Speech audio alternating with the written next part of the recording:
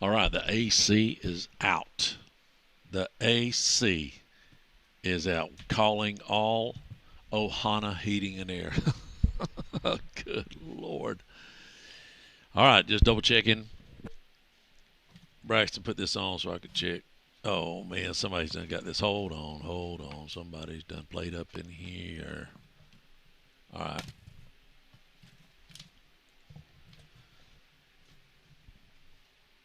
No, I need you to put it on and do a sound check, please. Quit playing your phone. Get it. All right, there we go. Do a test 1 2 3 check. Test, test, test 1 2, test 1 2 3, test, All test. right, all right. Let me check Scott's.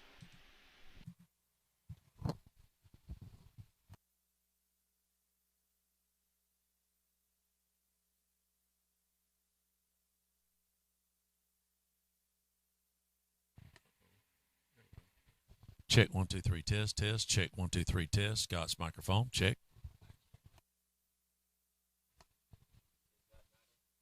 In your headset, you don't hear it. Well, you don't have it on your ear. So okay. All right, hold on a second. Let me turn it up a little bit. Can you hear me now? All right. Well, that's Corey's setting. I don't know what he wants, but all right. Check 1 2 3 test. Test 1 2 3 check.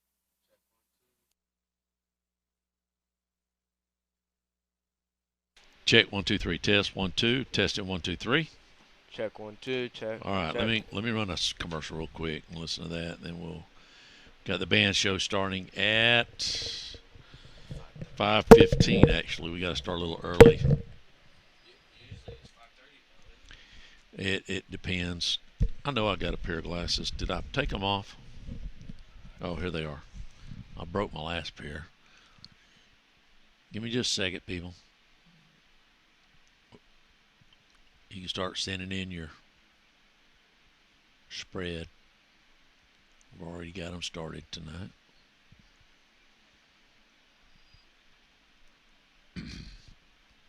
All right, I'm going to get on YouTube and listen.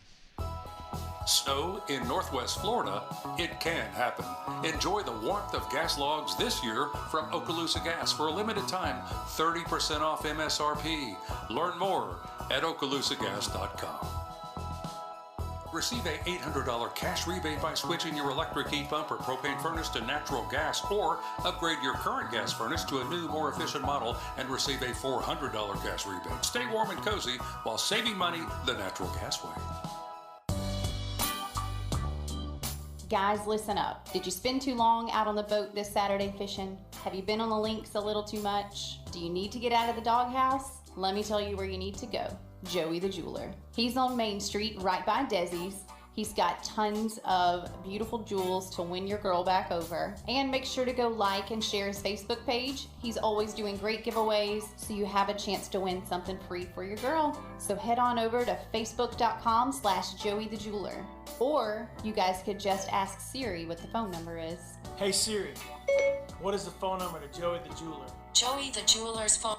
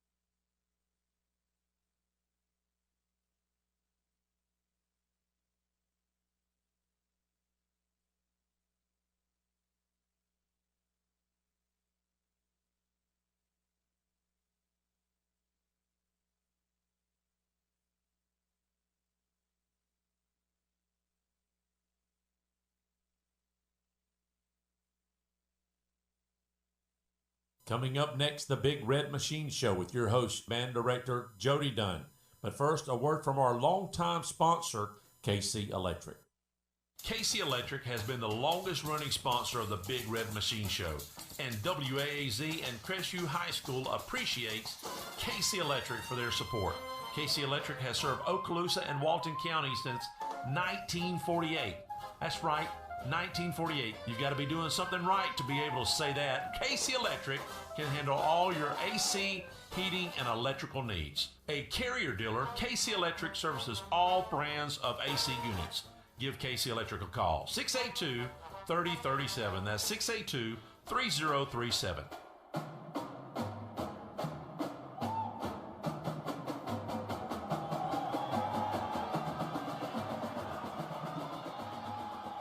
Welcome back to the Big Red Machine Show for another week here on the Good Country, WAAZ-FM 104.7. My name is Jody Dunn. I'm the band director at Crestview High School. I'm joined by my colleagues Sean Dyke and Kim Whaley. And we want to welcome everybody back to Jack Foster Stadium once again for another big game for the Bulldogs tonight, a big one with our district rivals, the TATE Aggies. And we've been on quite a streak here lately, the Bulldogs have, and we're looking forward to that continuing tonight with a big win over the Aggies.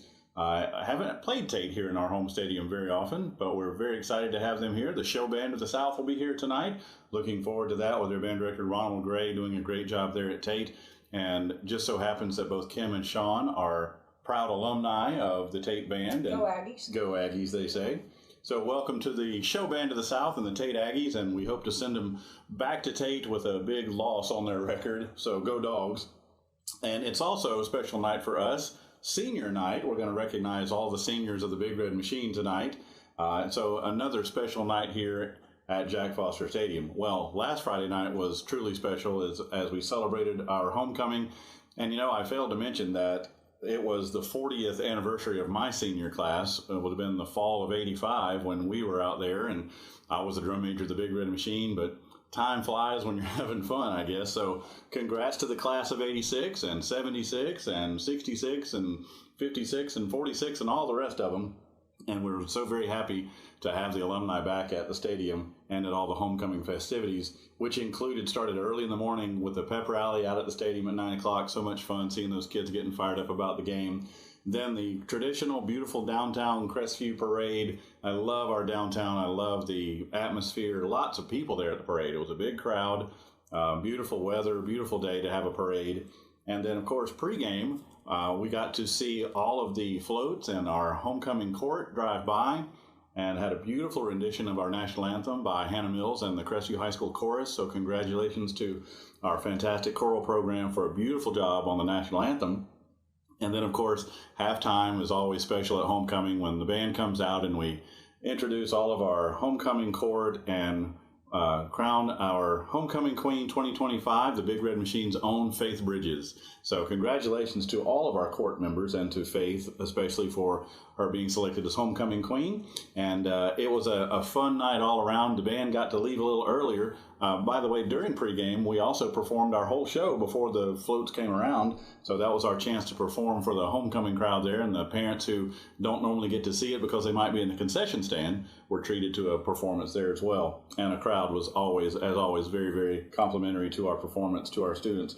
So after the game, the band got to leave a little early and head over to the homecoming dance, where I understand a large time was had by all. So it was a wonderful day celebrating homecoming 2025, and it's one of my favorite days of the year to see. The week is all special to see all the stuff going on and students having a great time and hopefully creating wonderful memories that they can look back on in 40 years when it's their turn.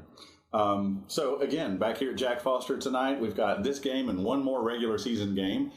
So the regular season is already winding down, believe it or not. It seems to come and go so quickly. But what you'll see tonight is our traditional pregame show, followed by the halftime, which features, of course, the TATE Show Band of the South. Looking forward to their performance, followed by the Big Red Machine. And we'll do the first part of our show and then pause to recognize our seniors. And we'll call all of them down front and have them lead us in the fight song and then lead the senior class off the field. You'll see that traditional ceremony kind of taking place while we talk about all the things that this wonderful senior class has accomplished, and we send them along to the rest of their year with our best wishes and sincere appreciation for all they've done as members of the Big Red Machine.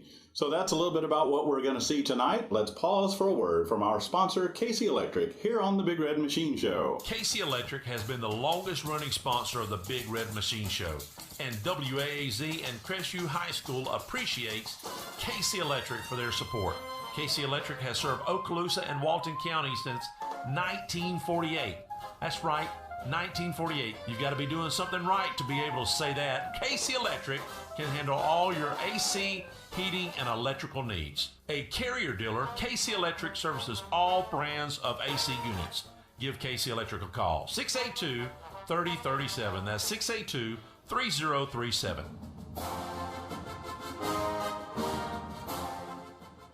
Welcome back to the Big Red Machine Show on the Good Country, WAAZ-FM 104.7 in Crestview. And now let's hear from our director, Sean Dyke. Sean, welcome back to the program. Oh, it's good to be back.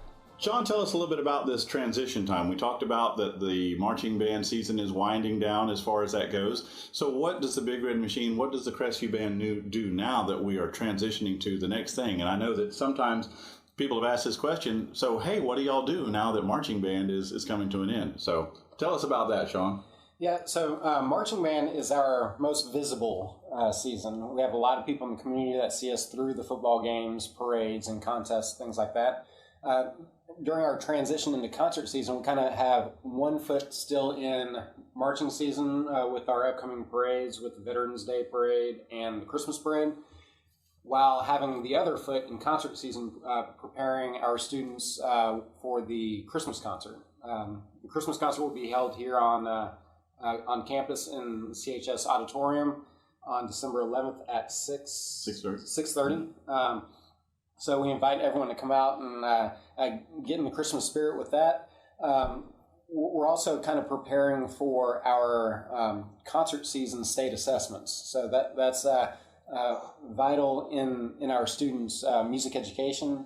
This is where we really get into advanced musical concepts and push our students as far as they can go musically. And that assessment will be held at Fort Walton Beach High School this year on March 5th through 7th. So we'll throw out more specific dates through social media as we get closer to those times. But it's an extra busy time for us because we're trying to juggle those two balls. So I like the way you put it. We have one foot in one and one foot in the other. So someone walked into my office the other day, and one of our groups was preparing for the Christmas concert, and they said, "Why are you playing Christmas music already?" And I said, "Well, it takes, we can't just all of a sudden, boom, there's a Christmas concert. It takes a while to prepare."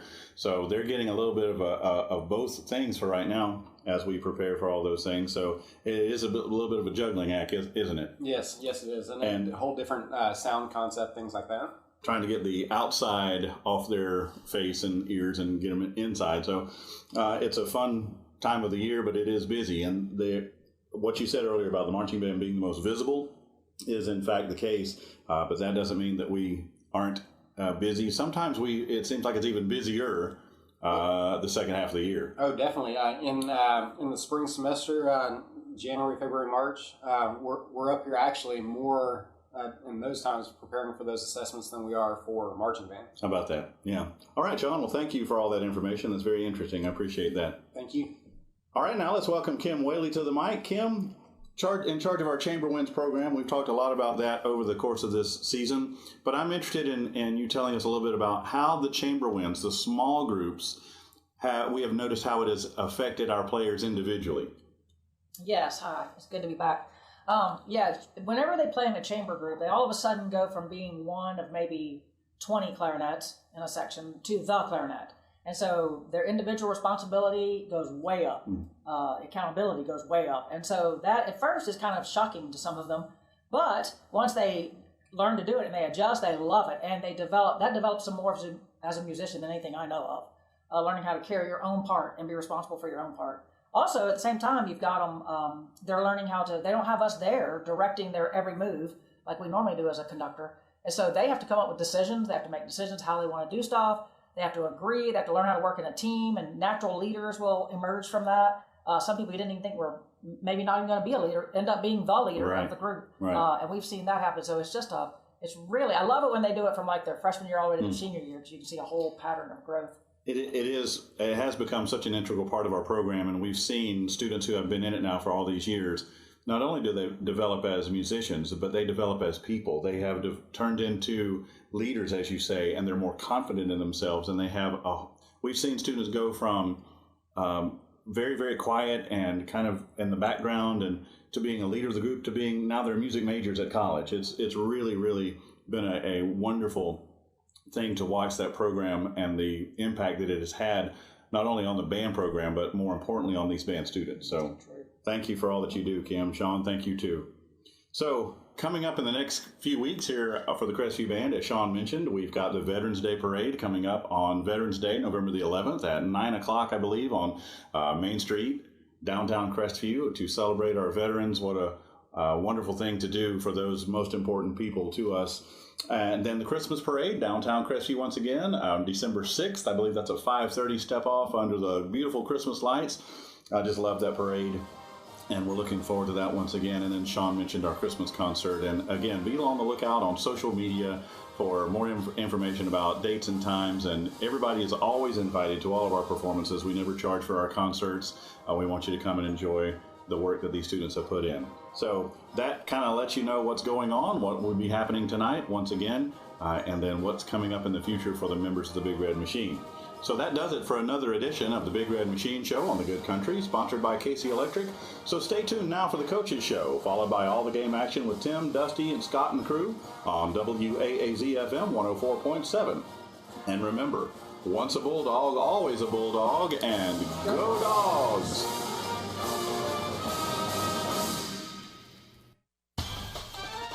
Hello, this is Dixie Dan Powell. Just like in the courtroom, you got to be bulldog tough. It takes teamwork to get to the goal line and to win the game. Go Bulldogs. Call us, Powell Injury Law, 850-306-2667. That's 850-306-2667.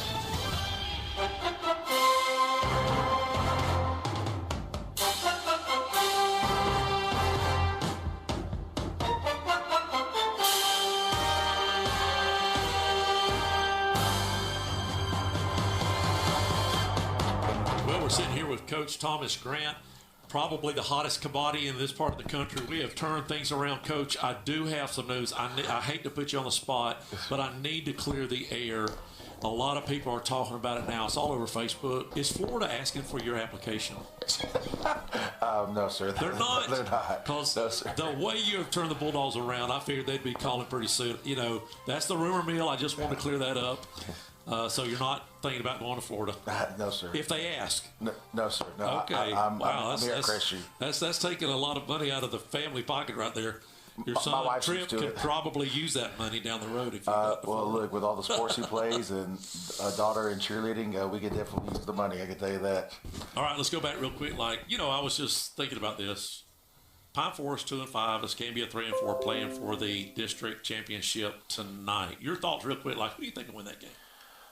Oh man, I mean that field's going to be loaded with athletes. Both defenses will probably be the superior. I think it's going to be the first team to 6 points. To score a touchdown. I think both defenses are that good. I would probably give the slight edge. Home field? To Escambia. I'm not even sure who's home. Escambia. Escambia. Is Pine Forest is? I think Escambia's offensive line's a little bit better. Okay. So I would give them a touch edge. Yes, sir. Well, let's talk about it. 21-6. Probably could have scored some more points there. Your thoughts about the game? What did you see? What did you like? What did you think we need to clean up? We definitely came out, hot. Had a 99-yard drive. I think it was about that was probably 15 play drive. That's probably our best drive all year. Yes, sir. To capitalize at the end. Yes, sir. So I thought we came out. Defense once again is played outstanding. Penalties we have to clean up. We can't keep getting in the 1st and 20s or 2nd and 15s. We got to clean up the holding calls on the perimeter and jumping off sides. We just can't shoot ourselves in the foot like that. All right. Yeah, besides defense, give me a couple guys you saw that really you was glad to see their performance. And I think Landon Scott, he's flying around to the ball right now. He's doing a great job. I think there were some big hits last week too. I think Gabe Gottlieb coming up on the screen, that gave us a short field, and we scored a touchdown. I think Brody Golightly is playing well. Jordan Stoudemire is playing extremely well right now, giving us pressure. I think just I could name every individual defensive member right now.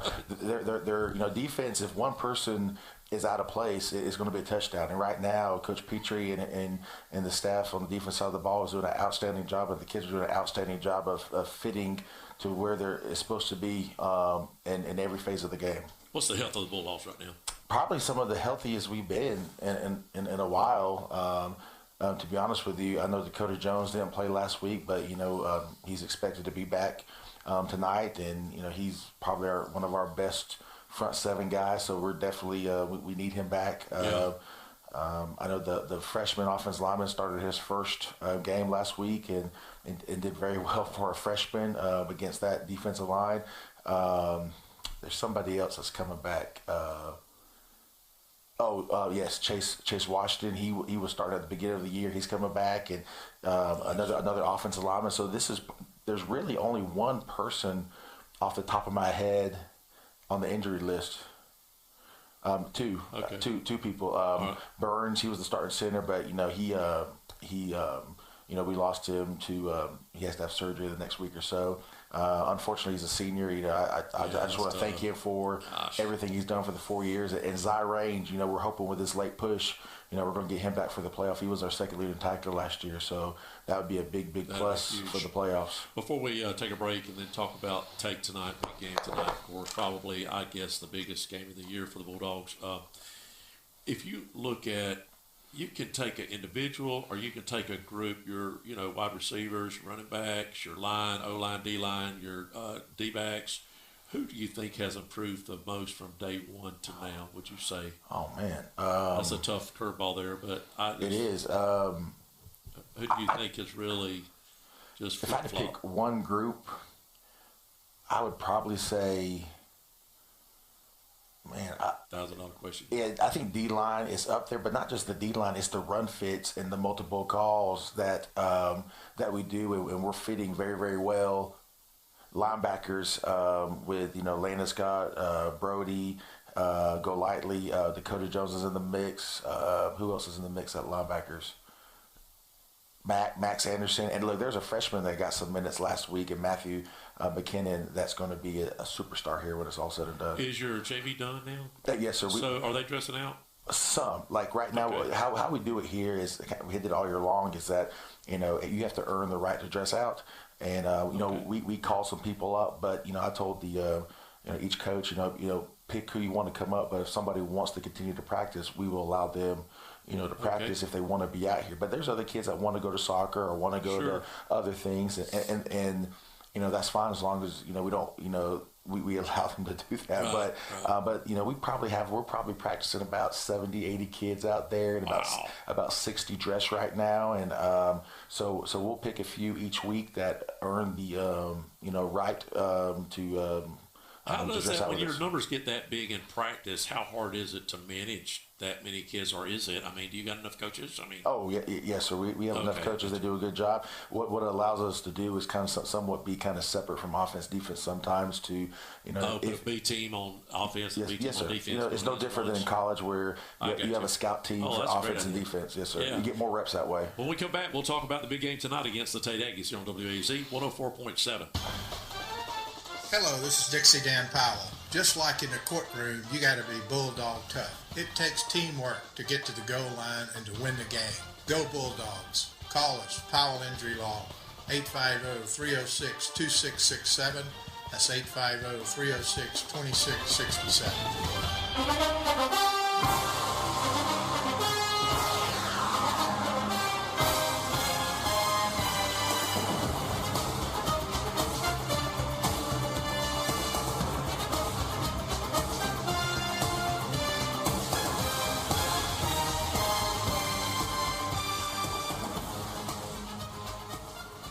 back with Coach Thomas Grant. We just found out he is not taking the job at Florida.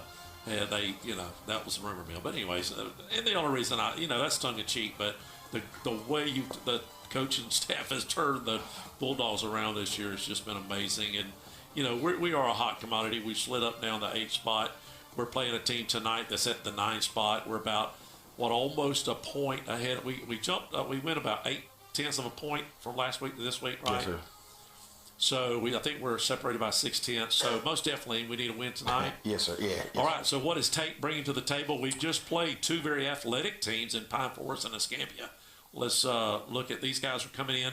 Their strength of schedule not quite as tough, nor has anybody else has been really that we've played as our strength of schedule.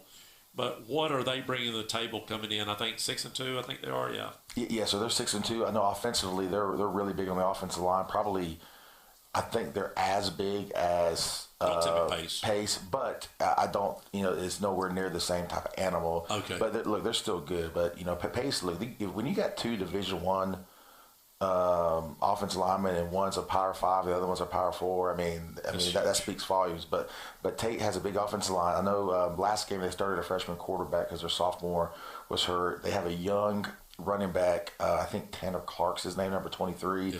Very explosive. They have a slot guy. I don't know his name. I just number 6, and he's like a blur. He can really run. Number 7 is arguably one of the best receivers in the area. He does a really, really good job. So offensively, it's going to be a challenge for our defense for sure.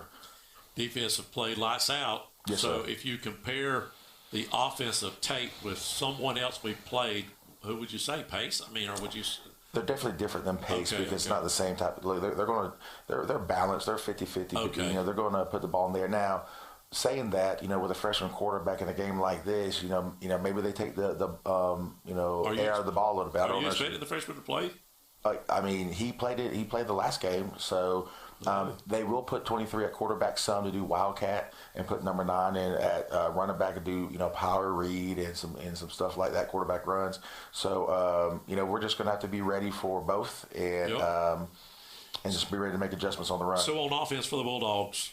Running backs, Robinson's just doing a fair. Anybody that's running right now, I even like Cobb, but yes, Robinson, Zai's really turning around. We're hitting about 100 yards in the air right now. Yes, and, sir. 150, 200 yards on the ground. Yes, sir. Is that doable against the Tate's defense? Look, it's all going to determine how well what the big guys up front play. They have 3 interior guys. They kind of run a bear defense, which they put a guy on the center and then 2 guys in B gap, and they're really big. So how many linebackers they run? 2. Well, 2. They have 2 other outside linebackers, kind of spurs.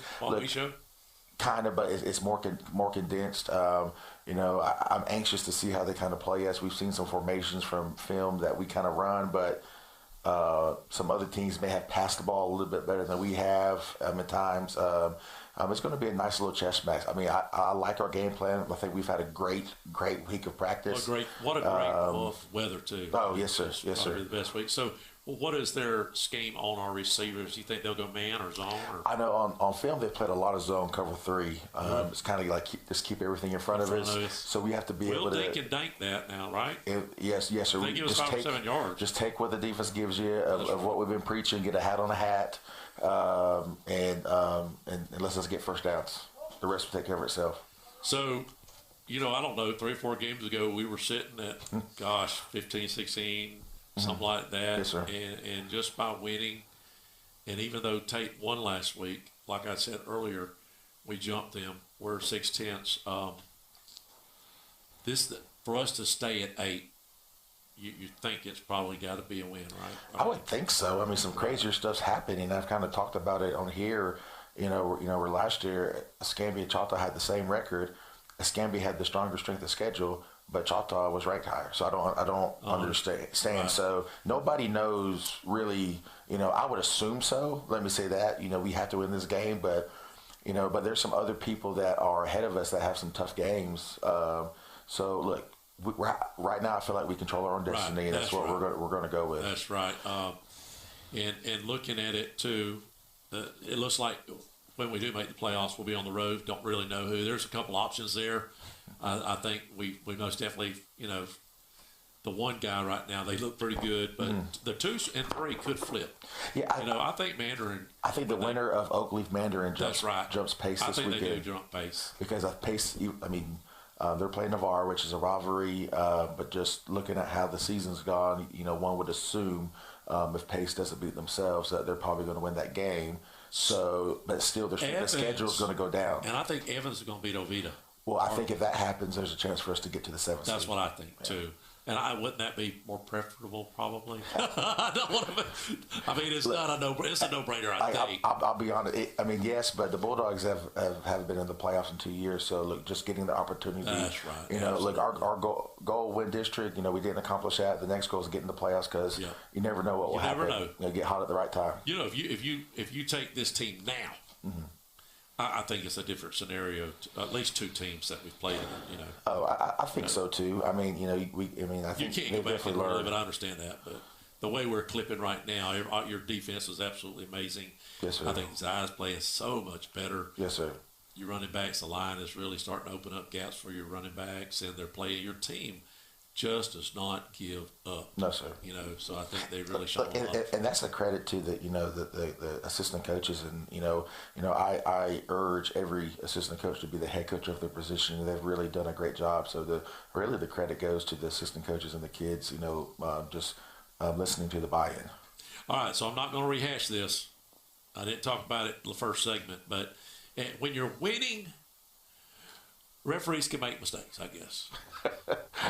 But I went back and I called it out. I was wondering why we almost got decapitated on a play. Helmets go flying all over the place. And I'm looking at the referee's like, so I don't know, did he just tell you? I know you went and talked to him and give him some loving. Did he say that he didn't even see it or what? Look, maybe we just had a long blink. I don't know. Look, I have bad play calls, and just like, that was definitely a miss, but But how long of a miss? You go from ripping the kid's helmet off, by the time he picks it up and put it on his head, it's 20 seconds. I'm just saying. I know you don't go to. And when you're winning, it is what Look, I did more talking to our player so we don't react that way because he got a penalty. I would have probably reacted the same way in high school, knowing myself and my maybe temper, worse. Maybe worse. So, but still saying that we have to do better. Just trying to so we don't get 15 yards right there. But yeah, it was definitely a look. Like I said, I make bad play calls. We fumble, we throw interceptions, miss tackles. It was just a mistake. All right, so 35 points is the key number. Yes, sir. And what is one thing you think we have to do? Let's take away penalties because we know we got to clean that up. So one thing, either offensive or defensively, we do to win the game. If we succeed, what you think? It's going to be tackling double teams because they're so big, and the run fits for our defense because I really think they're going to come in and try to lean on us with their big bodies. So we have to do a good job in our run fits defending duo, which is zone cut, and power read. Those are 2 top running plays. How many running backs do they show? Just 1 or 2? 2? 2, yes, sir. I wouldn't be shocked if 7 goes back there and takes some direct snaps personally, but that's just me. I appreciate it. Yes, sir. Go Dogs.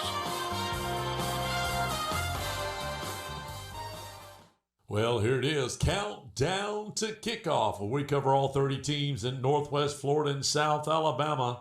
And this year it's sponsored by the Holloway Agency. This is Dusty Holloway, owner of the Holloway Agency, and we are proud supporters of the CRESTVIEW Bulldogs. The Holloway Agency is your locally owned and operated independent insurance agency, and we offer a full line of coverages for all of your home, auto, business, and life insurance needs.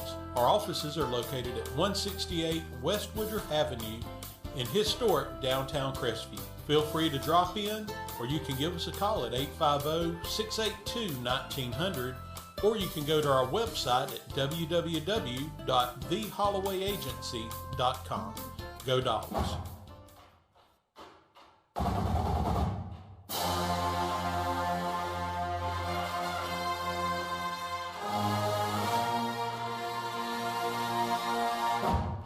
Welcome to Countdown to Kickoff. It is week 9. Is that right, Dusty? Week 9? It's got to be week 9. Week 10. because there's actually 11 weeks because you haven't opened. Yeah, week 10, and the year is almost gone. We've got some great matchups for you. We're going to focus in this week on who is in the playoffs as of today. And we have 1, 2, 3, 4, 5, 6, 7, 8, 9, 10, 11, 12, 13, 14, 15, 16 matchups to talk about that are all in our area, Dusty. And really, you know who's got the most people in the playoffs is the Rural.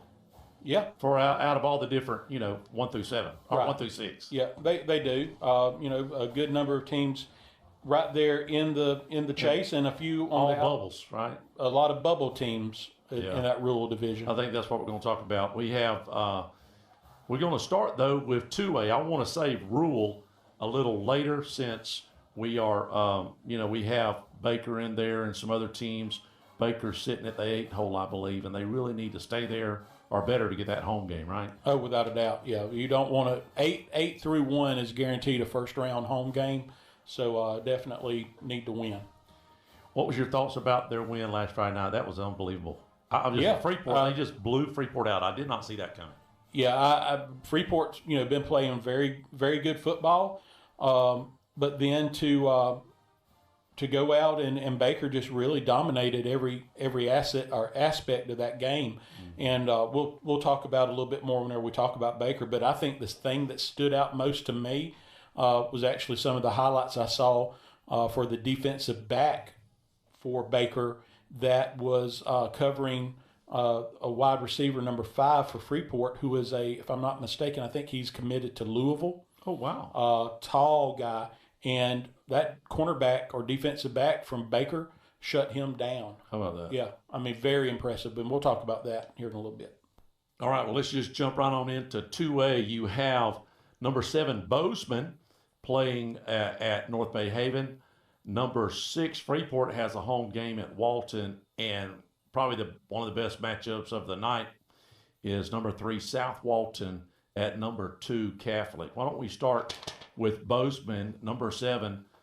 Should they have a problem with North Bay Haven? They're coming in. Bozeman's coming in 5-3. What's North Bay Haven? North Bay Haven's coming in 3-5, and I think this should be a game that Bozeman should be able to go in and pick up the win. So somewhat of a rivalry game, if you will. Like I said, offensively, both teams fairly close offensively, right around 22, 23 points a game. I think where the issue for North Bay Haven is going to come into play is going to be defensively, giving up a lot of points, giving up, well over 30 points a game, whereas Bozeman giving up about 22, 23 points a game, so about 10 points a game less defensively. What's the tell of the tape? Yeah, Bozeman definitely a little slight edge total yards a game, about 310 yards a game to 290 for Bozeman. Both teams, fairly balanced. Bozeman a little bit more on the rushing side, North Bay Haven a little bit more on the rushing side, and Bozeman slightly more passing than rushing. Anybody stands out on the field during this game? Who's Bozeman got? Do they got any problem with a quarterback or receiver? Yeah, I mean both the quarterbacks are for both teams really are having good seasons. Hayden Gay, the quarterback for Bozeman's averaging a little bit over 150 yards a game. Caleb Mazinski for North Bay Haven just under 140 yards a game. So that that reflects in that yardage we were just talking about. From a receiving standpoint, John Hansen, the main receiver for North Bay Haven, he's averaging about just under 60 yards a game, and Jackson Horn for North Bay Haven averaging about 40 a game. So if you look at Bozeman sitting there at 7. 7, yep. Can Andrew Jackson jump them? I don't think so. They're what, about 3 points behind or 3.5? No, they're in the -2, so that's 2.5. So they're pushing just shy of 5 points behind Bozeman. Well, so with that the case, I don't see them jumping Freeport. Freeport's got Walton this week. Yeah, so Freeport's not going to lose ground, like you said, with that game against Walton. Walton, is just really, really struggling now at 2-6. Yeah. I think it's almost at the point that you hate to say it, but they kind of packed it in for the year. So Bozeman is at 7. Freeport is at 6. I don't see Freeport even jumping up to Florida State University. Oh Lord, at 2.3 points difference. So that's probably a lock. Let's look, Dusty. Let's do this. Let's just real quick, just look at their schedule. Bozeman comes in. What did we say? 5-3. Yep, 5-3. Who do they have? They've got one more game though, don't they? Yeah, they got a tough one. They got Bay to end the year.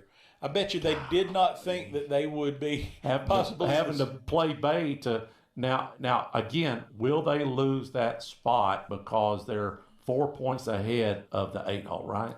And this would be one of those, like we talk about, you don't like to talk positively about a loss, but a loss to Bay, the way these point systems work, would be a quality loss. I guess so. Yeah, so I mean, you would drop point wise, but it wouldn't be as dramatic. Right.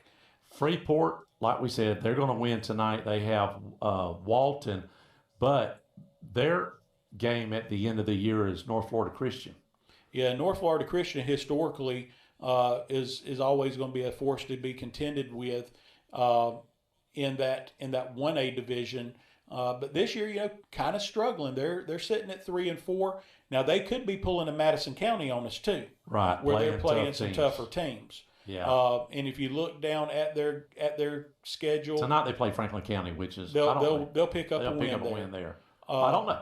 Franklin's 6-3, so I don't know. Wow, Franklin County, they've turned it around. That's usually a team that's usually a homecoming game for a lot of folks. So I think that Bozeman and Freeport both are probably, could they flip-flop?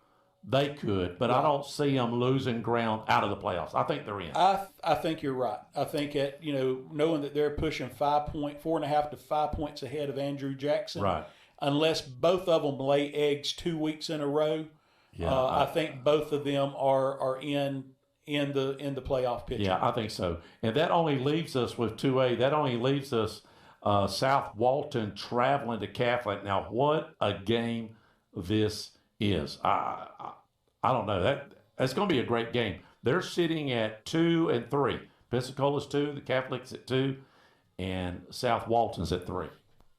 Yeah, South Walton coming in at 6-2, Catholic at 7-1. Maybe it's because being from Baker and knowing that South Walton for the longest time was in the same district and the same classification as Baker. I still just think of South Walton as like a rural/1A school, and I just automatically see that matchup, and I automatically think, man, Catholic is going to win this game going away. But you look at how both of them have played this year. South Walton is definitely putting up more points. They're averaging right at 10 points a game more. They're a little bit over 35 points a game. South Walton right around 26 points a game. Defensively, about the same, real close to the same. South Walton may be giving up maybe 2 points a game more. So defensively, there's a lot of similarities. But then whenever we go to the tail of the tape,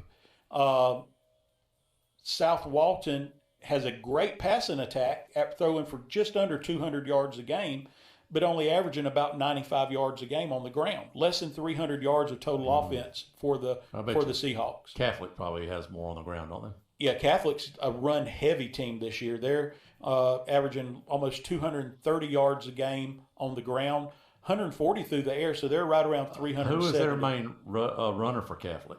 Who is South Walton going to have to stop? Yeah, their main guy they're going to have to stop is number 6, Ethan Crandall. Crandall's coming in averaging over 120 yards a game. So you got to find a way to slow him down. Catholic, on the other hand, the main rusher for South Walton that they've got to worry about is William Justice. He's averaging about 52 yards a game. So not anything that's going to blow you away from a rushing standpoint. The main defensively for Catholic, they've got to find a way to contain the main receiver for quarterback J.D. Brown, and that's number 11, Grant Gilmore. He's averaging a little bit over 80 yards a game receiving. If I said Catholic's got to find somebody they have to slow down, I think it's going to be Grant Gilmore. So if you look at it, so whoever wins this game is going to stay. They're not catching Bowles, right?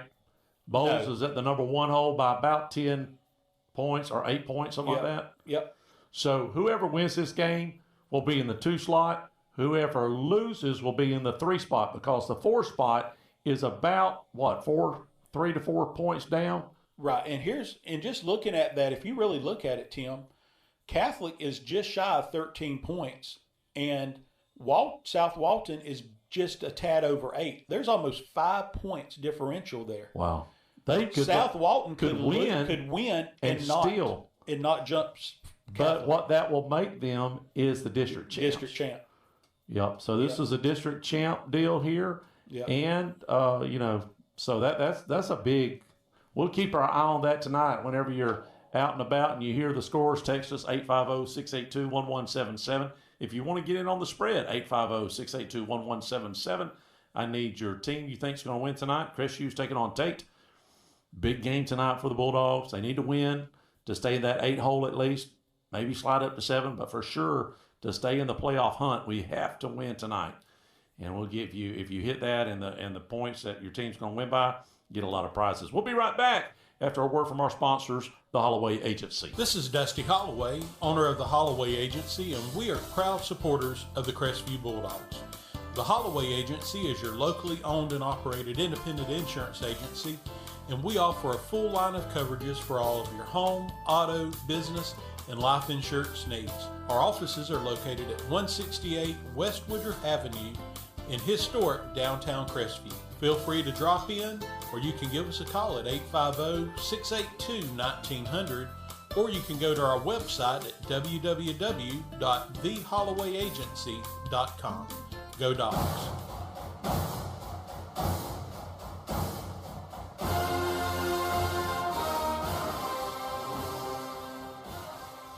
Welcome back to Countdown to Kickoff. Appreciate the Holloway Agency again sponsoring us. We're in week 10. This tonight and next week will seal the deal, and there's a lot of teams on the bubble still trying to survive. A lot of 8, 7s, and even in the rural, there's some 16 makes it, right, Dusty, in the rural? Right. And there's 2 or 3 teams. There's 2 or 3 teams, 17, 18, 19, within 1 point in our coverage area. Or less, yeah. Yeah, let's look at 3A real quick. Not a lot to talk about. Only 2 teams in our coverage area that's bidding to stay in the war there. West Florida Tech 7 taking on Pensacola, who don't have a chance in Hades. Rutherford is playing Bay, and Bay's at number 3. Can any of these teams move up or down with a win or loss, Dusty? Bay, first looking at Bay, like you said, they're the 3 seed right now in 3A for Region 1. And there's actually a chance that you could see a good bit of movement between the 2, 3, and 4. That's the only one. You've got Bishop Kenny that is at 12.06. Bay is at 11.4. And Yulee that's at 10.9. So you've got barely over a point difference between 3 ball clubs. Okay. And that's 2, 3, and 4. 2, 3, and 4. I don't see Bay losing to Rutherford. I think that's a foregone conclusion. So Bay is not going to really lose any points.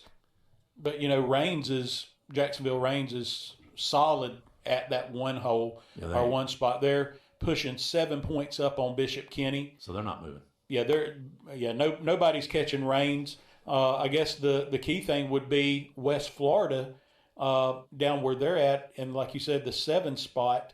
They're at 1.2, and Gabi in the 8 hole is minus 1.2. So was that 2.5 points? Yeah, about 2.5. So West Florida they're playing Pensacola. They're not losing. They're not losing, which is good. Losing. Yeah. So even if they lose the last game, which we'll talk about next week, I don't see them dropping 2.5 points. No, I think, and that would only move them if they did fall. It would only move them to maybe an 8 spot. Right. So I think West Florida is good where they're at. Like you said, they should pick up the win tonight against Pensacola. Right. And so, yeah. Bay is playing Rutherford. They're not going to lose that game. Right. So my question is Bay has that big game the very last. Who did we say they were playing? Bay is playing the last week. We said they're playing a team that's going to hurt them. Bozeman. Their last game is Bozeman. So I don't see. No, wait a minute. Yeah. Bozeman. I don't see them losing either one of those games, Rutherford or Bozeman. Yeah, I don't think Bozeman's going to be. Bozeman's playing good, but Bozeman is, a classification behind them. Right. And it'll be a good game, but I think Bay has just got a very good club this year. And I look for Bay to maybe make a run at least 2 or 3 rounds. Absolutely. All right, well, let's look at 4A. This is very interesting. We have 3 teams in it. Number 8 spot is Booker T. Number 7 is Escambia. Pine Forest is 5, and Choctaw is 2. That's 4. Did I say 4 teams? 4 teams. Yep. So looking at Booker T, we thought maybe they have a chance to drop out of the playoffs. They're about 1 point above. Are they 1 point above, or it's almost? No, they're not even 1 point above, are they? Yeah, about 1 point above Riverside, but they've got a tough game tonight, so I don't see them winning tonight. They've got a big, tough game. Yeah, they're taking on Ed White out of Jacksonville, who is coming into this game 6-2. So look for Riverside to lose their game tonight. Yeah, and that's going to probably solidify Booker T staying or staying in the playoffs. But look at here, Dusty. They are just inches below Escambia, and Escambia and Pine Forest tonight plays for the district championship. Escambia comes in at number 7, 3-5. Pine Forest is 2-5, but they're in the 5 hole. Backing up to Booker T, they're going to win because they're playing Destin. I don't see them losing to Destin. Do you? Now, is that Destin? No, I don't. I really don't. All right, so Booker T, we're going to say they're going to win tonight. Escambia and Pine Forest, somebody has to lose. Who is it? The 7 seed in Escambia, who's 3-5, or the number 5 seed, Pine Forest, who is 2-5? I mean, if it's Escambia and they lose, Booker T goes to 7. And maybe Escambia goes to 8. Yeah, there's actually the main thing you can take out of this game is somebody is going to be a district champ and is going to be having a first round game at home. They're going to be one of those teams in the bottom that's going 5, 6, 7, or 8. That's going to host. That's going to host. That's right. And with that being said, whoever loses this game, because whenever you look at the points, there's a huge drop off from Ed White at 7.5 points at 4 to Pine Forest at negative -0.098. Wow. So, I mean, you're talking... No movement in the top 4. No. None. No movement at all. Yeah, so... But then you've got 5, 6, 7, and 8 that are all within less than a point of each other. Wow. So and you know who's down there at number 10 is Arnold, and they're only a point below them. But I just don't think there's going to be enough. Arnold. I don't think Arnold. They're going to be left possibly at a 9 spot looking. Yeah. Maybe want to play that FIT as one of the top seeds. But I've talked to a lot of coaches. They do not like it. I'm just telling you, for some reason, if the Bulldogs somehow get knocked out, if we lose tonight, for instance, we'll be knocked out. Bulldogs ain't playing no FIT. Losers are losers. They're not winners. Time to move on to basketball. Time to move to basketball. That's right. 'Cause we got a lot of basketball players. Choctaws playing at the number 2 hole. They're playing Fort Walton tonight. Easy win. Unless somehow Fort Walton wants to knock off their in-city rivals. But I don't think they have the... Now, Coach McDaniel says, watch out. We think we can beat them. So, I don't know. He told all the guys that, he used to be at CRESTVIEW. Now he's down at Fort Walton. And, this game, and that's what it's called, is the game. That's the name of the Choctaw Fort Walton Beach rivalry, is the game. So, I mean, hey. Can Fort Walton catch lightning in a bottle for one game against one of the top teams in the state of Florida in Class 3A? Matter of fact, the 2 top teams in Class 4A are in Region 1 with St. Augustine and Choctaw. Yeah. Could Fort Walton Beach catch lightning in a bottle? They could. Will they? Probably not. Probably not. Let's real quick, just break it down. Again, I don't know if there's a lot to break down. Booker T, 4-4. Destin, 1-7. Destin's had a really tough schedule. Now, they've got one kid on their team. I think it's the running back that's got over 1,000 yards. I don't know, if he'll do that tonight or not. But if I'm not mistaken, the Destin kid, I can't remember his name. Was it Junior Harris, I think? Yeah. He's got over 1,000 yards. Yeah, he's, averaging right just under 150 yards a game. And honestly, if there's going to be an upset in between Booker T and Destin or Choctaw and Fort Walton Beach, the upset I think is going to come from this game with Booker and Destin. Okay. If there is a chance for an upset, it's going to happen here. Well, I will say that Destin has had a very tough schedule. They start out, they did beat Northview, and they're playing all bigger teams, right? Okay, but they played Baker sort of close. Pensacola's only win was to Destin. They lost to Taylor County. Who's they playing lost good. to Opp. They lost to Pensacola. They lost to Bozeman. They lost to Chipley, who's only got one loss. Bozeman's in the playoffs. That's what you say. Opp's in the playoffs. The only one not in the playoff is Pensacola. In Northview. So they played, and then they end up with Port St. Joe. So could they beat Booker T? Yes, they could.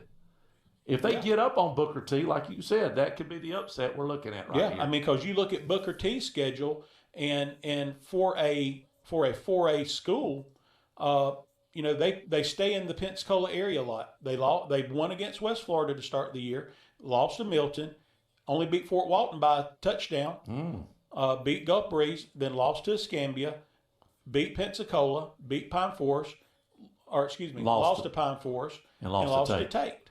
So they really don't have much. We don't really know a lot about Booker T because they really haven't left the confines of Pensacola. Right. Right. So it could be an upset. So we'll keep an eye on that. But a 1-7 Destin could beat a 4-4 Booker T, and possibly knock them out. Because a loss knocks Booker T. Knocks Booker T out because we've got one team almost tied with them at the 9 hole, right? About a point. But then right behind them a point is Arnold, but I don't see Arnold. Arnold's got a tough schedule. Yeah, I think what you're going to run into is there's too many. There's a couple of teams ahead of them. Yeah, it ain't gonna happen. Escambia. So here's a great question. Escambia's at 7. They're 3-5. They're at Pine Forest, who's in the 5 hole. They're 2-5. What's your thoughts about this? We've played both teams. Crestview has, and they're about the same.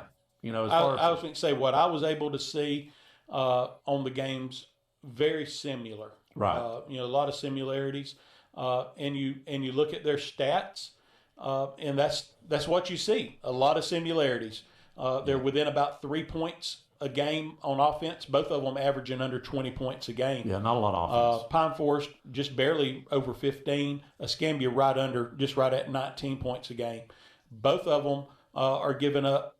You might as well say the same. They're within 3 points total of giving up the same points a game. And I think, I can't remember if you mentioned this or not, the winner of this game is the district champs. Let's not forget that. So if Pine Forest wins, they possibly go 3-7 and get a home game. That sounds like the old Bulldogs back in the early 2000s. Yeah, without a doubt. This is, like we mentioned earlier, the winner of this game, especially if it's Escambia is going to stay in that bottom 4 of the region. Yeah. They will be one of those 5 through 8 teams that will actually host the first round. Pine Forest sitting at the number 5 spot depends on, they could possibly move to 4 by the time it's all said and done if they win. But no, they won't. I don't think there's over 8 points differential between them and Ed White. But what could happen here is there could be a complete flip flop because there's not even a point difference between Escambia and Pine Forest. Yep. So they could totally flip flop. If Escambia wins, they go to 5, and Pine Forest goes to 7. The only thing this is going to matter is the very first game of the playoffs. Mm-hmm. Whoever wins is going to have a home game. Exactly. And that's it. That's it. Now, do you want to be in the 5 hole? The 5 plays the 4. Guess who that is? Ed White. Ed White goes, unless Ed White's the district champ. And they are. Okay, so it would be Lake Columbia. Because St. Augustine's the highest seed in the third division. Mm-hmm. Lake Columbia's up there in the 3 hole, but they're a runner-up. They would travel to either Pine Forest or Escambia. Mm-hmm. That's because nothing else is going to change. Columbia's not moving. Ed White's not moving. Choctaw's not moving, and St. Augustine's not moving because the separation. I say that I may hesitate a little bit. Choctaw's about 1.5 points, but that's a lot. Up there that high. St. Augustine ain't going to lose. And I was fixing to say, Choctaw's going to win against Fort Walton Beach, but I do not see St. Augustine losing either. Right. Who does Choctaw have next week, Dusty?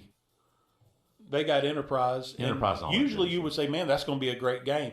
Enterprise is struggling mightily this year. I think they've won one game all year, maybe two. So Enterprise is struggling. So you look for that to be a game that Choctaw should pick up the win on. So Choctaw's going to stay at 2. They have, we talked about it, the game, Fort Walton. No reason to worry too much about that breakdown. They're going to probably blow out Fort Walton, I think, by at least 2 or 3 touchdowns. When we come back, we will have 5A, Rule, and 6A. If you want to get in on the spread, 850-682-1177. Who's your team, CRESTVIEW or TATE? And how many points they're going to win by. We'll be right back after a word from our sponsors here on WAZ 104.7. Have you recently received your home or auto insurance renewal and are coming down with a case of sticker shock? This is Dusty Holloway of the Holloway Agency, and we may be able to help you out with that problem. Our office is an independent insurance agency, and we represent multiple A-rated carriers. Feel free to give us a call at 850-682-1900, or you can drop by our office at 168 West Woodruff Avenue in downtown Crestview for a free, no-obligation insurance review.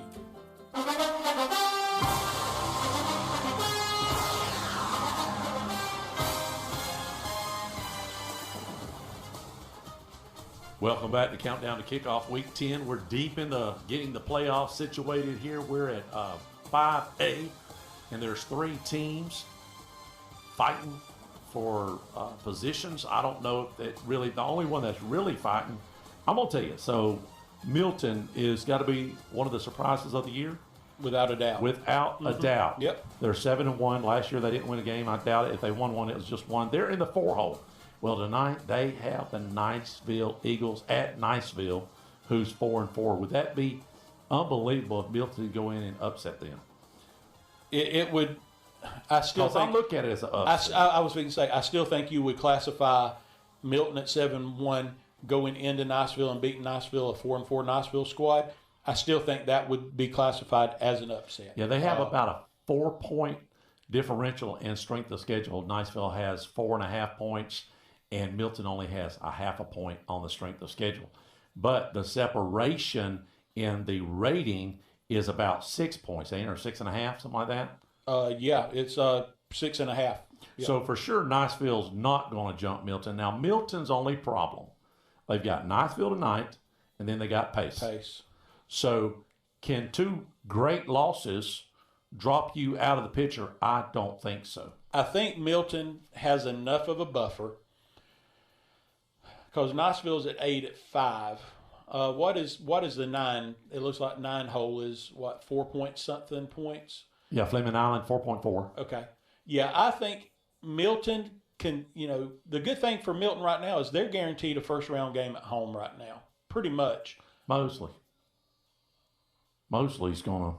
Well, no, Mosley won the state. Milton would be, right now Mosley's a 3 seed. Milton is right now a 4 seed. Yeah, but if they lose one of them games, they're not going to be a 4 seed. Right. I don't think so. I think they're going to drop. That's what I was going to say. The main thing for Milton. So they don't have a home game. Is they're not going to drop out of the playoffs. I think the main thing they're standing to lose is that home game. Exactly. Will they have the home game, though, with Mosley, Dusty? Well, you've got the District 4 champ or the District 4 winner or leader right now is all the way up. I'm sorry, you didn't have it scrolled up. I didn't see Mainland. I was fixing to say District 4 is nowhere on the page. So all districts are accounted for. And Mosley's the district champ. See, they're sitting beside each other, 3 and 4, right? And Mosley tonight plays Gulf Breeze. We don't even really have to talk about that game. Don't even got to talk about that game. The only thing that Mosley could do. Go up to 2? Mosley is only a 0.5 point behind Ponte Vedra. So over these next couple of weeks, could we possibly see Mosley go up? And really, if you look at it, Tim, they're only barely a point behind Mainland. Golly. I mean, being where they're at, they're going to win tonight against Gulf Breeze. They got who? Florida High next week? Florida High. What are they? They're 4-4. All right, so. But when you look at Florida High, we looked at them a little bit. Not doing bad offensively, but defensively, they're giving up over 35 points a game on average. So they should beat them. They should beat that. Mosley ain't going down. Right. I think right now, you could possibly, whenever you look at Mainland, you look at Ponte Vedra, and you look at Mosley, you got 3 teams in those first 3 positions within a point of each other. Both teams have got some games that are, that are going to be kind of tricky games to get through. Both of them, or all 3 of them, have games that's a for sure win, and each one of them's got an iffy game. That's right. Depending on how those games turn out, you could see that top 3 move around easily. And with Milton, if they beat Niceville tonight and get a little momentum and can find a way to beat Pace next week, they're going to jump Mosley. They will get into the mix for possibly either a 3 for sure, but possibly a 2 seed. Here's the sad, depending on what happens. Here's the sad thing: they're traveling first round. Mosley's got the district winners get the first round, right? And your District 2 is Lincoln, and they're all the way down at the 7 hole right now. And I don't know, Ken. Wait a minute. That's the only District 2 is Lincoln? Yeah. Where's the next one at? They're not even in the picture. No. Oh my goodness. So Lincoln's in it, even if they drop out of the 8 hole. Of the 8 spot. Which I don't know if they're going to. Let's see. They're at 8. They're not going to drop below 8. They'll be 8. If Niceville keeps on winning, they can't even. I don't think Niceville could catch Lincoln. Yeah, there's 3.5 points difference there, and with only 2 games to go, Lincoln, we talked about, has 2. They play Godby and Rickards, I believe, the next 2 weeks. Both of those teams are like 3 and 5 apiece, I think. So Lincoln should pick up wins in both of those games. So I don't see them losing any ground. But if they stay a 7 seed, they're going to host somebody that's going to be a lower seed, and we'll get to host them. Yeah. So big game tonight. We just got to keep it on, and I'd like to break it down real quick, like if I can, Dusty. Milton, how does Milton got to pull it off? I know that their schedule is not been quite as hard, and I get that, but they are 7-1, and we know the first game they beat us in overtime, right? We went for 2. Right. All right. So who have they beat? They started off with, some wins against, like you said, Crestview, beat Pensacola handedly, won in a 1-point win against Booker T, won in that 3-0 game against Tate. I don't understand that. Easy win against Navarre. Their only loss was to Mosley, a 2-touchdown loss there. Easy win against West Florida.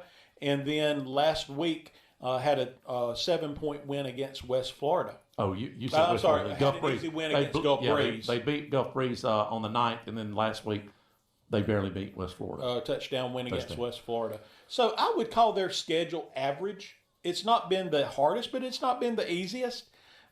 They're probably 2 of their toughest games, if not the 2 toughest games, are this next 2 weeks. Right, absolutely, and Mosley. Right. And Mosley games. So who is Niceville? Who has their wins come from? Or let's go over their record real quick. Yeah, they're 4-4. So they started out the season with a loss to Lincoln. Then, 2 quick wins against Escambia and Pine Forest, which now looking back, both of them have a total of 5 wins between them. Right. Then they lose to the Bulldogs. They lose to Choctaw. Big. Big. They win against Gulf Breeze. Mm-hmm. Nobody surprised there. They beat Godby. And then a couple of weeks ago, their last game, they lost in overtime 42-36 to Mosley. I heard they should have won that game. There was a bunch of just fumbles and stuff like that. So they had a chance to actually be playing tonight for the district against if they beat Milton. But since they lost to Mosley, Mosley's wrapped that up. Right. And if they happen to win, they have Navarre the last game, and that's not going to get them any points. That's not going to do them no favors whatsoever, because Navarre is absolutely horrendous. So can they go from 5.1 from the 8 hole to jumping Lincoln almost 9 points? I don't see it happening. Yeah, you're talking 3.5 points that they got to jump in the next 2 weeks. And Lincoln has, who do they have? They've got Godby and Rickards, which is so-so teams. And Rickards only, I think, 2 or 3 wins. I think both of them are 3 and 5. Okay, Godby and Rickards. All right. So Lincoln's probably not going to lose both of those games. Right. I think Niceville's just got to try to find a way. Number one, they have to win tonight. If they lose tonight, they're Is out. Fleming Island going to jump them? I think there's a very good chance that Fleming Island jumps them. Yeah. Fleming Island, I believe, if I'm not mistaken, they're playing Middleburg tonight, Yeah. which is a so-so team. But I think Fleming Island's only 4-3. Yeah, no, Middleburg's more than a so-and-so team. They're 7-1. Oh, never mind. Yeah. I'm thinking of another M team. Yeah. Another team that started with an M. Yeah, so Fleming Island will have their hands full tonight with Middleburg. So, wow. So, if Fleming Island loses and Milton loses, I think Milton stays right there. You mean Niceville? I'm sorry, Niceville. Yeah, you got Matanzas down around Palm Coast. They're about 0.4 of a point behind Fleming Island, 0.3 of a point. You start looking at these teams that we're really not familiar Right. with. What's Matanzas, 5-3? They're 5-3, and they are playing Menendez. That's 3-5. So I mean, if you they may slide up a little bit, could possibly slide up, or at least get more points. Yeah, Right. I think with a loss tonight, if Fleming Island loses and Niceville loses, I think Niceville still stays in the 8th spot. I do too. Yeah. I agree with that 100%. Milton is not going to even get close, I think, to the 8th spot, even if they lose tonight. I think their best chance of winning these last 2 weeks is tonight. Yes. I don't see them sniffing pace. If they win tonight, do they pick up enough momentum going into rivalry week against Pace? I don't see it would make it. It would make it interesting. I'd wager my paycheck on that one because I just Pace is just so dominant. Their line is just unbelievable. So I don't know. I mean, it could happen. I think the main thing for Milton tonight is trying to find a way to win, knowing that odds are maybe against you a little bit in the Pace game next week, to try to solidify one of those first four spots. But then we just said it. As a district runner-up, it don't matter. You're traveling. You're not guaranteed anything. If let's just say they lose and they drop to 5. I don't see them dropping to 6. They're going to go to Beachside, St. John's over in Jacksonville area. If Beachside stays in the 4 spot, they're going to flip. They'll maybe flip eventually with Beachside. I don't know, but either way, if they are at 4 and they're a runner-up, they've got to play 1, 2. They may end up playing as Lincoln a district champ. Well, here's the thing: Lincoln is a 7. Yeah, but now what you got to remember is the only time that this comes into play, Lincoln can be a district champion in 7. That's not going to still got to play 2. They still got to play 2. Oh, even if they're a district champ. Yes. Oh. Yeah. So if it's district champ versus district champ, you travel. You're not guaranteed anything. Oh. The only way that district there's champ. Not enough districts up here. Right. Or exactly. So say if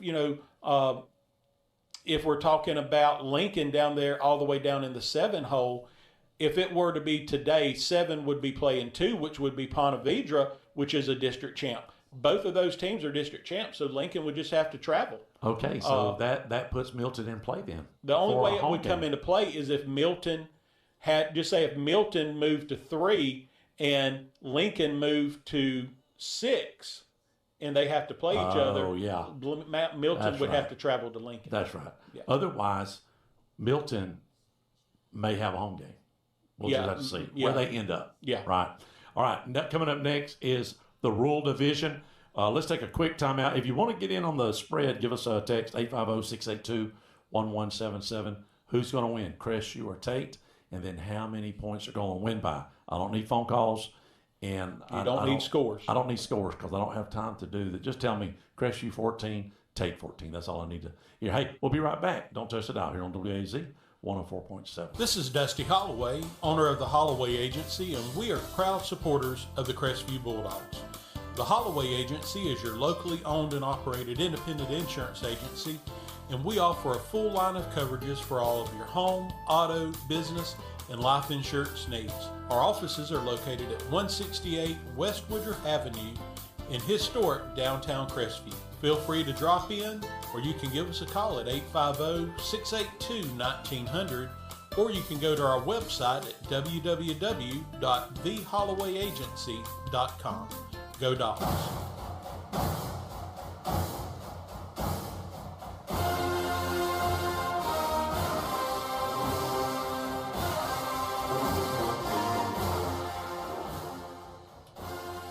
All right, we are back Appreciate the Holloway Agency again for sponsoring us all year long. We're week 10, 1 week away from knowing who's really going to be in the playoff. I think most of the teams we're talking about, Dusty, are in the playoffs. I hope so. It's just we're sitting here trying to come up with a show, you know, trying to figure out on the radio. When you start throwing a lot of numbers in, you lose a lot of people. You don't do numbers on the radio.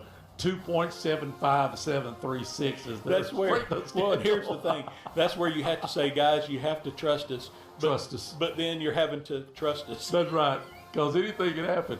We don't trust FHSAA, so we don't really know how the points work other than looking at who's ranked. If we're looking at the rule right now in our coverage area, Bluntstown's 1. They're taking on Holmes County at 19, and Holmes County, believe it or not, has a chance to get to that 16th hole. Vernon is out of it. They're 0-8. I don't even know why they got a team. I think they only got like 12, 15 guys out there. They're playing number 17, Cottondale, 5-3. We're talking about that because they're in it. Number 15, Sneads, is off. Okay. Chipley at 9 is playing Jefferson County, who's 2-6. Chipley 7-1. And then Baker's playing Port St. Joe. Baker's 8, and Port St. Joe is on the 16th. They're on the hot seat. And boy, are they ever on the hot seat. Look at just how, I want you to explain to us, Dusty, how close these bottom 3 or 4 teams are with Sneads. Well, taking Sneads out of the equation because they're going to lose. They're going to lose to Baker. So Sneads is off. Huh? Sneads is off this week. Oh, excuse me. I'm sorry. Port Not St. Sneads. Joe. Port St. Joe's on the bubble. I apologize. Yeah, Port St. Joe's on the bubble. So, scratch Sneads. So, if you start at Port St. Joe, you got Port St. Joe, Fort White, and Cottondale are all within half a point of each other. Okay. Port St. Joe hosting Baker tonight. I don't see any reason for Baker to lose this game tonight. I really don't. We'll get into the tail of the tape here in a little bit. Right. But then you start to look at, okay, we know Cottondale is sitting there in the 18th spot, and they're taking on Vernon. They're going to win. They're going to win. Granted, it's going to be an ugly win. It's not going to be a, it's not going to be a high, but it's a win. And when you're talking this little bit of a point differential, that win could be something that puts them in the playoffs. And right above them is Fort White. Now, Fort White, where are they at? They're in Fort White, Florida. I understand that, but do you know where Fort White is? It's going to be over in that area of Lake City, Live Oak, that area. So they're playing Hamilton County. Fort White's 4-4. That's going to be a tough matchup. So let's just say Fort White loses. That slides up Cottondale to 17 now. And if Port St. Joe loses. And if Port loses. St. Joe loses, which I believe Baker will beat them, it is at Port St. Joe. So I mean, I don't know how that works with Baker's 9-0. They won that game last week against Freeport. That blew my ever-loving mind. I thought it'd be a close game. Yeah. And they just beat them like a redheaded stepchild. Breaks off, whatever. All right, so Cottondale's in it. How about Holmes County, Dusty? Holmes County, who did you say they got? Holmes County is playing. Oh, never mind. They're playing Bluntstown. Never mind. Never mind. They're done. I think the reason why I got Holmes County on there called Bluntstown. They're wrapped up the number 1 hole. Are there anybody going to catch them? Could Hawthorne catch them? I don't know.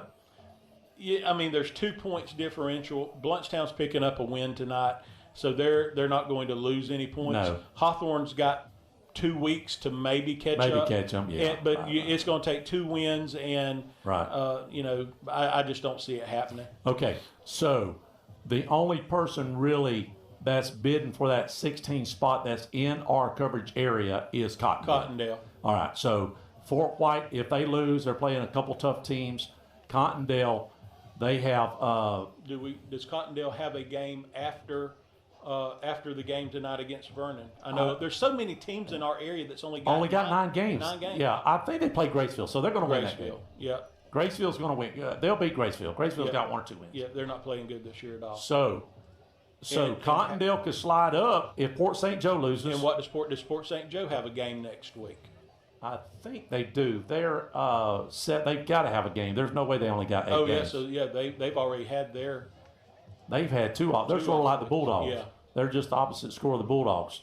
So I think, if I'm not mistaken, they play Destin. So that could be a tough game. If Destin beats, who did we say they was playing? They are. They're playing Booker T. If they beat Booker T, they could beat these guys. Port St. Joe. Yeah. They could beat Port. So There's a lot of movement in for that 16 spot. That 16 spot is up for grabs. Yep, Can we say that? Yep. Snead's locked, and then we got to slide all the way up to Chipley. Now, Chipley is sitting there at about 0.8 of a point below Baker. Baker is done there. If they beat Port St. Joe, I don't see Baker dropping. Do you? This is their last game. No. So they're off. They're off 2 weeks, by the way. Does Rule start right away because everybody else starts on the 14th? We're off. No, on the 8th. Baker's. No, the Rule. Do they start right away, or are they off? Aren't they? Or they're off 2 weeks. Yes, I think they're off 2 weeks because there's only So- 16 teams. So in really, the since bracket. Baker don't have a game next week, they're going to be off 3 weeks. Mm-hmm. They're going to have a hiatus. Yeah. Man. All right. So Chipley comes in. Actually got a pretty good record at 7-1. They're going to win tonight against Jefferson County. Yep. Jefferson County. What do they got? 2 wins. 2 and 6. Yep. So Chipley at 7-1. Do they have another game after Jefferson County? They take on, I think that's Mayo Lafayette. And if that is, they're playing. If that's the one I'm thinking, yeah, they're 7-1 right now. Because I'll be honest with you, Chipley's not been the best. You know. let me just tell you, Baker right now, I think I don't think they're really going to have that much of a shot of moving up and jumping up to that 7 spot. Williston. And because they're 1.7 points behind Williston. Baker needs to hope and pray. I want them on their hands and knees. That Chipley doesn't give up that 9 spot. Chipley, if they give up the 9 spot, and Baker, there's only 5/10, well, less than 5. Was that 5/100ths of a point? Dusty, that's not even a 1/10 of a point. No, yeah. So Chipley's going to win tonight, but next week when they play Mayo, you said right? If they lose that game, guess who Baker has to play the first. Now they got 3 weeks to get ready for them, but I don't think it's going to matter. Tell them. Be Madison County. Madison, my Lord, my God, grab your ankles, start praying right now, because Madison County could be coming to Baker, Florida, if Madison comes to the 9th. And I don't like to bring this up, but it looks good on paper right now. But let's just call facts facts. When you look at the ratings, you look at the points on the ratings, but then right by the by the rating points is the strength of schedule. Dusty, is there almost 20 there's points? Over 20. 20 points difference. Baker is a negative 9.18 on strength of schedule. Madison County, who is coming into tonight's matchup that they have 3-5 at 3-5, but their strength of schedule is 11.75. 20 points difference. That's nuts. That means that they are. If anybody needs help with that, that means they're playing tougher games throughout the year so far than Baker has. That is the most points strength of schedule in Rural by about 7 or 8 points. The closest one to them is Hawthorne at 3.32. And then Pokey's about 3-5. But that's it. Everybody else is negative. Rural is just not a real strong classification. This year it's not. It's not this year. It's really not. It has been over the years, right? For sure. But yeah, Baker has just got to be a huge Chipley fan the next 2 weeks. And what do we say, Williston? Yeah, Williston. Unless Williston loses back-to-back games, and then I just don't know if that would be enough because there's 1.7 point separation between Williston in the 7 spot and Baker in the 8 spot. What's Williston's record right now? They're 7-1, so they're playing good football. They're taking on Newberry tonight, who's 4-4, should be a win for them. And then they've got Kip Bold City, which hasn't won a game. Hasn't won a game all year. I don't see them dropping. No, Baker is going to be pretty much. They're going to be your 8. They're going to be in the 8. And it's going to be a matter of do we play Chipley or Madison County? That's the only choice for Baker. There's no other choice. I hate it for you. We got to hope that Chipley wins big. My question to you is, if they win big, could they jump Baker? Well, winning big, point differential doesn't have anything to do with it. Well, I'm just saying, Baker, after tonight's game, is done. So they're going to pick up a few points. Right. So if Chipley wins their last 2 games, would they be able to catch them? I don't know. They got Jefferson County. We know it's a win. Who does Chipley play the last game of the year? Did we say? Yeah, we did. Lafayette, isn't it? It was Mayo. Mayo. So that would be that'd be a huge win. That would be not only a win, but here's Lafayette at number 6 right that now. would be not only a win, but a big. That would be one of those boosted points. Yeah, Mayo's at 6. It could make it interesting. It could. Yeah. So Bluntstown's going to beat Holmes. Cottondale at 17 is going to beat Vernon, and they're hoping for a couple losses, and they're right there in the 16th spot, especially since Port St. Joe's in the 16th spot, and Baker's probably going to beat them pretty handedly. So look for Cottondale next week to probably be in the 16th spot. Right. Sneeds is off. Chipley will beat Jefferson County, and then Baker and Port St. Joe. We have got to break that Baker game down and see your thoughts about that, and how with Baker coming in here 9-0, we just talked about their strength of schedule, Dusty. Will Port St. Joe have a chance at 3-4, looking at their matchups? What do you think? What's the tell of the tapes as far as scoring? Baker got a huge advantage offensively, scoring-wise, averaging right at 38 points a game. Port St. Joe averaging 24 points a game. Baker giving up, defensively giving up, 12, 13 points a game. Right. And Port St. Joe giving up about 23, 24 points a game. Tell of the tape, yardage-wise, Baker with a slight advantage over Port St. Joe. About 30, 40 yards? About 40 yards difference. So they both move the ball. Right.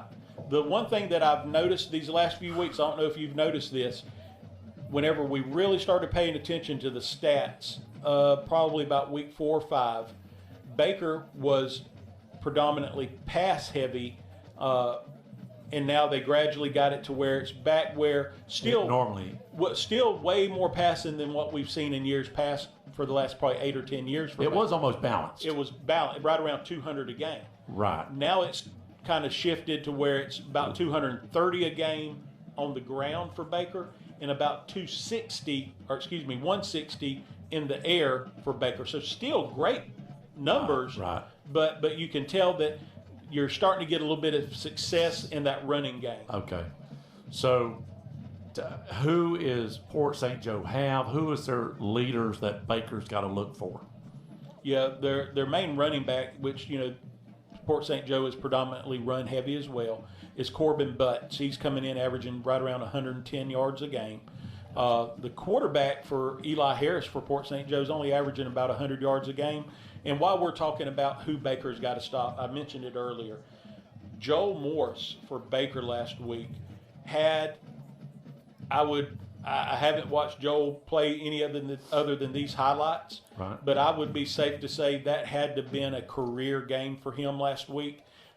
He was matched up against a big, probably 6'4", 6'5" wide receiver for Freeport, and I think the receiver from from Freeport made his first catch on against Morse, but then Morse goes on from there.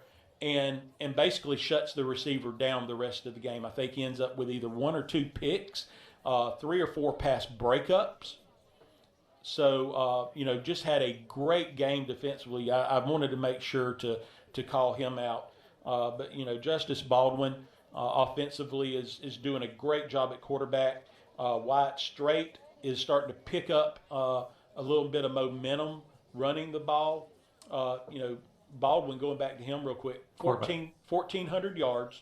Not bad. Not bad at all. Completing about 64% of his passes, 18 touchdowns to 4 interceptions. That's pretty good. Yeah. That's pretty good. And you go to Strait. He's the main running back for Baker. Strait has got 725 yards, so averaging about 81 yards a game, 13 touchdowns. Wow. If they get sniffing the end zone, he's going to be your go-to guy. Who are they throwing to the most, Dusty? Who did you say? The main receiver, Baldwin's favorite receiver is Renfro. He's a senior, 811 yards receiving. About like you said, 100 a game, 100 yards a game. Between 90 and 100 yards a game. So definitely his favorite target, averaging about 29 yards a catch. Wow. Yeah. Nine touchdowns. Nine touchdowns. Yeah. That's pretty special. I think Matt's, you know, he's got a really, really good team, except when you think about Bluntstown and Madison County, how that just plays out. Well, you look at, really, you get outside of, if you go back and look at the rural standings or the rural ratings right now, if you take Baker and Bluntstown out of the equation, the rest of that, and typically so Madison or Bluntstown or Baker and Bluntstown? No, take Baker and Bluntstown out. Because I'm going to consider Bluntstown in our coverage area. Okay. So if you go back to the rural standings and you look at it, yeah, Bluntstown I think is definitely the team to beat. But then you've got Hawthorne, Chiefland, Taylor County's playing good. Pahokee, always going to be in the mix. Right. Lafayette County, Mayo, Williston. I mean, you've got some great teams, and then you've got Madison County. You've got Fort Meade. Now, they'll be traveling, so, right. You know, but again, we go back to it. If Chipley loses next week, there's a good chance Madison County slides up. But if not, you know, maybe, and if Baker gets in the 7th spot, they will have probably Fort Meade or Liberty County coming to them. So, yeah. And you know, there's a lot of big teams not around here that are on down I just know this, especially in the rural division, whenever you get Madison County, you know, sure, they're in that I-10 corridor. But whenever you get to I-75 interchange and you head south on I-75, the boys get bigger. They are rural teams, but the game changes. I mean, Absolutely. You look back, what is it, 8 or 9 years ago, whenever we played Pahokee in they Orlando. Cheated. They got Baker. I know they had a 19-year-old. Just the speed that they moved around the field. And Hawthorne, be honest with you, that was now did Baker get there? They didn't have this rural division back then, right? Yeah, Baker, whenever they beat Hawthorne, I think that was the first year or two of the rural division. Oh, was it? Yeah, okay. And Baker dominated that game. It was. They did. Yeah. They did. So yeah, there's a great, and the rules, the way this works, the way I look at it, and you're talking about all these teams. If a few of these teams like Madison or Bluntstown, if they have an off year, that's when a team like Baker can slide all the way to the championship. Right. Yeah. You know. So when we come back, we're going to break it down. Bulldogs have the Tate Aggies. And the other game we're going to talk about is not a lot to talk about. Pace is taking on Navarre. They get to cruise tonight here on WAZ 104.7. Have you recently received your home or auto insurance renewal and are coming down with a case of sticker shock? This is Dusty Holloway of the Holloway Agency, and we may be able to help you out with that problem. Our office is an independent insurance agency, and we represent multiple A-rated carriers. Feel free to give us a call at 850-682-1900, or you can drop by our office at 168 West Woodruff Avenue in downtown Crestview for a free, no-obligation insurance review.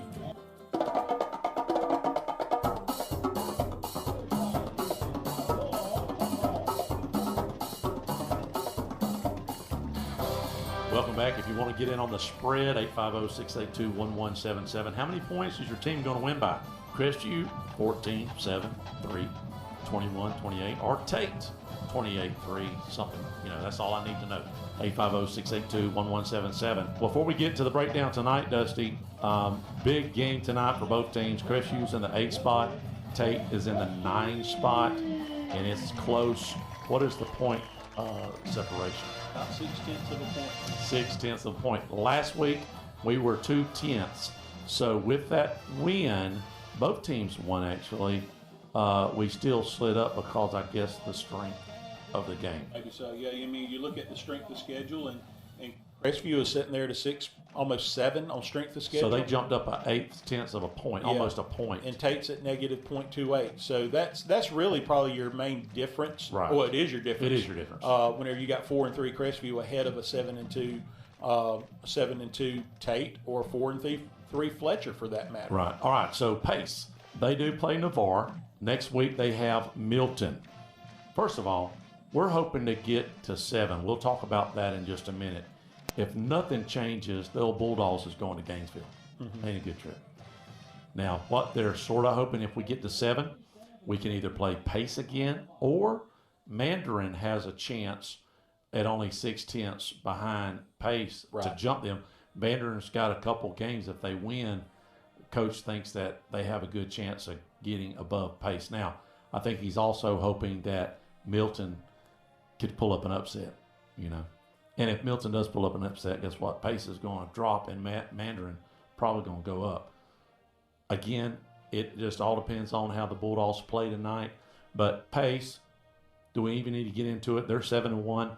Navarre travels to Pace. No, They're I think we can leave our talking for Pace for next week against Milton. I think so, and I think that might be the game of the week too. Oh yeah, you know, because the Bulldogs got Fort Walton next week. So, all right, so let's look at it. Crestview is sitting at 8.3, Oviedo 9.6. So we have to in 2 weeks make up a what? 1.3. 1.3. Yep. Let's look at Oviedo real quick, like just to say we did. And see what's their record, Dusty. Oviedo 6-2, so playing good football. And who they got? They got Evans tonight. That's 7-1. And Evans is in the 6th spot, if I'm not mistaken, right? Yeah, they're in the 6th spot. Yep. So they're playing. Are they? And I can tell you they're playing for the district championship. I think you might be right. They are. And Evans, from a seeding standpoint, they could lose tonight. They're not giving up that 6th seed. They're just giving up the home field, possibly. Possibly. Yeah. Well, yeah. Well, and actually. Well, we just don't know where they. You know, where's the 3 seed? If they stay at 6, where is Mandarin? Yeah. Yeah. So I don't think. You know, I don't know. Yeah, and Evans is enough. What I was going to say, Evans is 7 points ahead of Oviedo. So even with a loss tonight, Evans does not fall. Oviedo and Evans don't flip-flop. CRESTVIEW beats TATE, be a great win. Yep. And if Evans beats Oviedo, we flip-flop. That's what coaches say. I think there's a chance that can happen. I do. Yep. I believe that too. Yep. So we're looking for Evans to win tonight against Oviedo. And the only thing that I'm thinking, I think Mandarin plays Oakleaf, which is a 3 and 4. And I think it's also, Dusty, a district matchup. Are they playing each other? I want to say they are. They are. And it is a district. It's for the district championship. Wow. So what another great game. We'll keep our eye on that. And that, now Mandarin comes in 7-1 and Oakleaf 7-1. What a game. Going to be a great game. And like you said, that could shuffle things up depending on how Mandarin and Pace do the next couple of weeks. Right. You know, could you or see Oakleaf. Or Oakleaf, yeah. Now, Oakleaf is actually about a half a point or so behind Mandarin. Yeah. And Mandarin's about a half a point behind Pace. So I think the only way now could Pace, the strength of schedule is the same. If Pace loses to when they beat Navarre, will they drop because Mandarin will beat an Oakleaf who is 7-1? Will the strength of schedule and the great win that's a good question. Get them above that Pace? That could very easily happen. I think that's a very real possibility. I think if Mandarin beats Oakleaf, which is an unbelievable win, both teams are 7-1. Because your strength of schedule is going to flip-flop. Your strength of schedule will flip-flop. Pace is playing Navarre, which is normally not that 1-7 bad, right? Right. So Pace blows out Navarre, whatever they do to them. I think Mandarin with a win will slide up. So that puts Crestview, if Oviedo loses to Evans tonight, which 6 and 7 is playing, Crestview playing a great team in TATE as far as the record goes, could slide up to 7. If Mandarin slides up, then next week seals the deal. Well, and let's don't get lost on this. You go down and let's talk about TATE for a little bit. Yeah. TATE is sitting there, and we're talking about, Pace and Crestview and what first round games could look at. And Tate's sitting there saying, wait a second, we're in the 9th spot. We're only 0.6 of a point behind Crestview. Right. If we beat Crestview tonight, they're going to slide up. They're going to bump up. That's right. Crestview will be done. So this tonight, even though there's a game next week, this is the first round of the playoffs, basically. You have 3 teams playing. You've got 4. You got 2 matchups in this region that are playing for the district champs. That's Mandarin and Oakleaf, and Evans and Oviedo. Yep. Okay. Crestview is at 8. TATE is at 9. This is just as much as a district matchup as you want to call it, because it's for the playoffs. Exactly.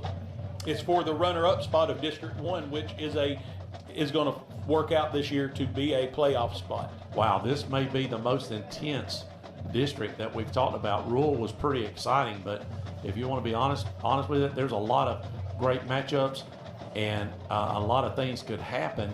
And even next week, some things could happen. We'll just have to look at it. But let's look at the tail of tape, Dusty. Yep. Tape comes in 6-2.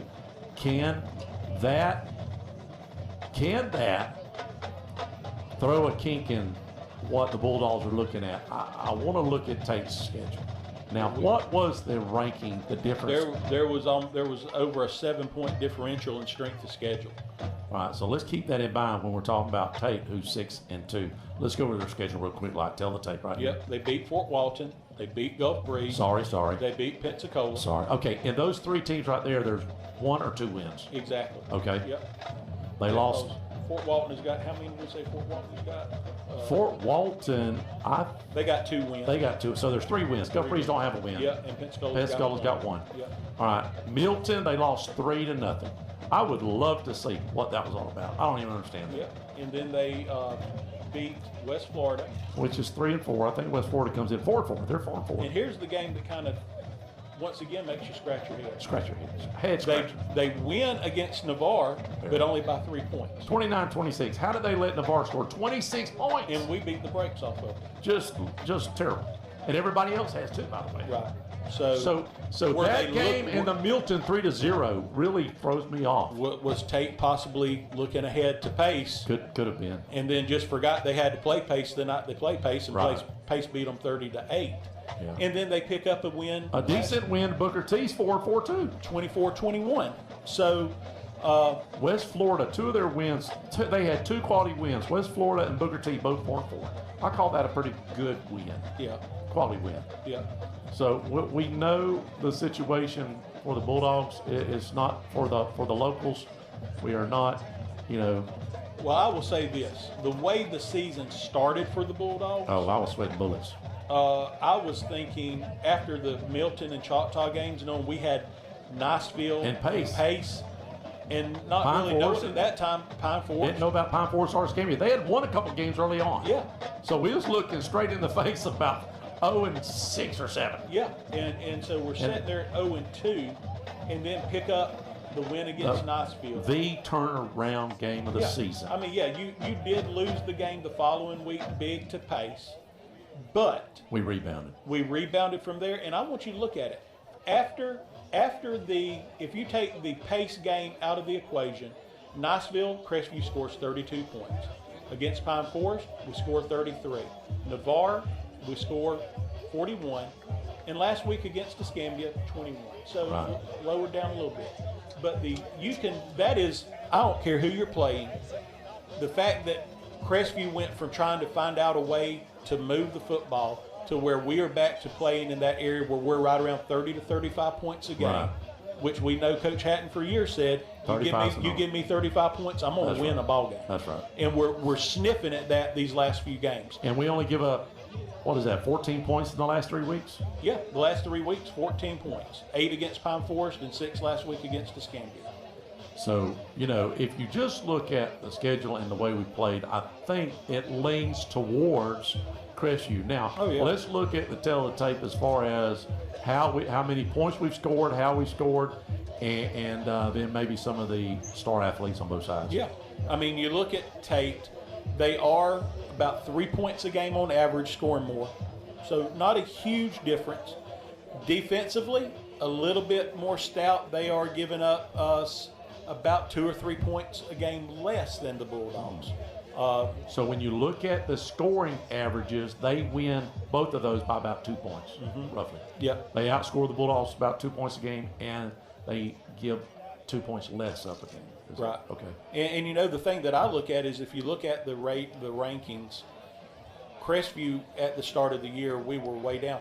In Class 6A right now, Max Preps has Crestview as the 15th best team in 6A. I mean, if you really think about that, that's to go from where we were originally bottom, probably was 50 or lower, and we've ground our way back up to the top 15, takes it 24. So that lets you know they look at all these. They do. They look at everything. They've got all kind of formulas and stuff. Look at the state. Where are they at in the state? Yeah, we're 87 and Tate is 135th.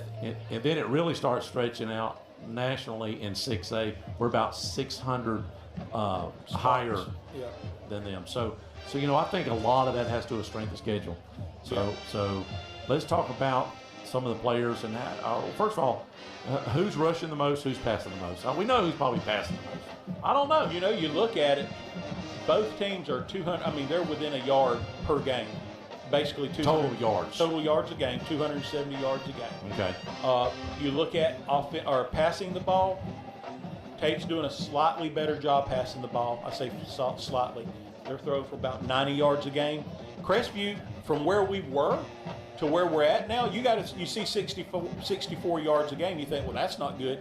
But considering the first 3 or 4 weeks, we were at what, 10 or 12? 10, I think. Yeah. 8, 10. So to get that to switch from 10 or 12 yards a game on average to 64, that lets you know there's been a few 100-plus yard passing games. It's like grades. Whenever you've got a couple zeros, it will kill you. You've got to have a whole lot of hundreds to get it up, you know. So the Bulldogs have done a good job there. And the other thing is, early on, we still haven't got to that 300-yard-a-game mark, and I don't think we will with only 2 games left.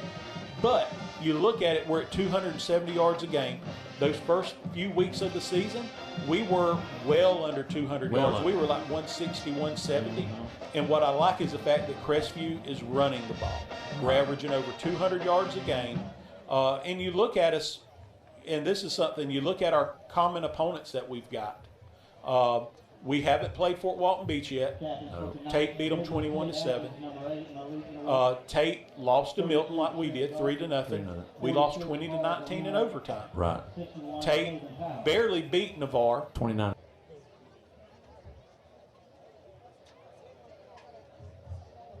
We are live here at Jack Foster Stadium. We have got the Tate Aggies in the house tonight. It is for 34-8 versus 38. They did not play Escambia, right? I don't think so. They actually play next week. They play next week, that's right. Yep. So we play Fort Walton, they play Escambia as far as the common opponents that we haven't got games to match up against each other. Real quick, let's look at the quarterbacks, running backs, and receivers. Yep. Robinson has really come on. He started kind of slow. I paused it for a second because I thought they was coming out, but the captains are coming out. We do have Scott back with us. I had to give him a raise, Corey. Yep. But the Tate Aggies is in the house as for a playoff berth tonight. Let's listen in. They will get. Gentlemen, as captains for tonight's contest, your primary responsibility is sportsmanship. Anybody gets out of line, we're going to look to you to reel them back in so we don't have to. If we have to, then it's not a good thing, right? Do you guys understand that responsibility for tonight? All right, outstanding. All right, Tate, as the away team, you're going to call the toss. This is the coin we're going to use, and this is our guest flipping person here tonight, okay? This is heads, tails.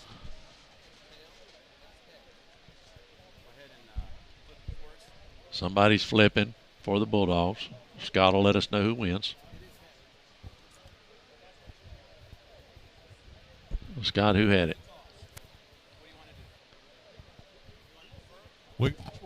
Jesus. Scott, did you just get hammered? That is the funniest mess. Who won? Crestview won and we deferred. We deferred. So Tate Aggies will have the ball first. Corey, we was looking it over, and their starting quarterback for most of the year is out. He's got some pretty good stats. We're going to see a freshman tonight. Do you think that a freshman in this big of a game is for the playoff berth situation? Do you think that's a lot of pressure for a freshman? Yeah, but I think they take a lot of it off of him. They're kind of like we've been, especially the last few weeks. They're about a 75% run team. They don't put the ball in the air very often. They bring in their top running back to play a little wildcat at quarterback at times. Right. So this could be a pretty quick contest with both teams running the football. Running the ball. Yeah. Bulldogs tonight are in black. I'm assuming that's black or maybe charcoal gray.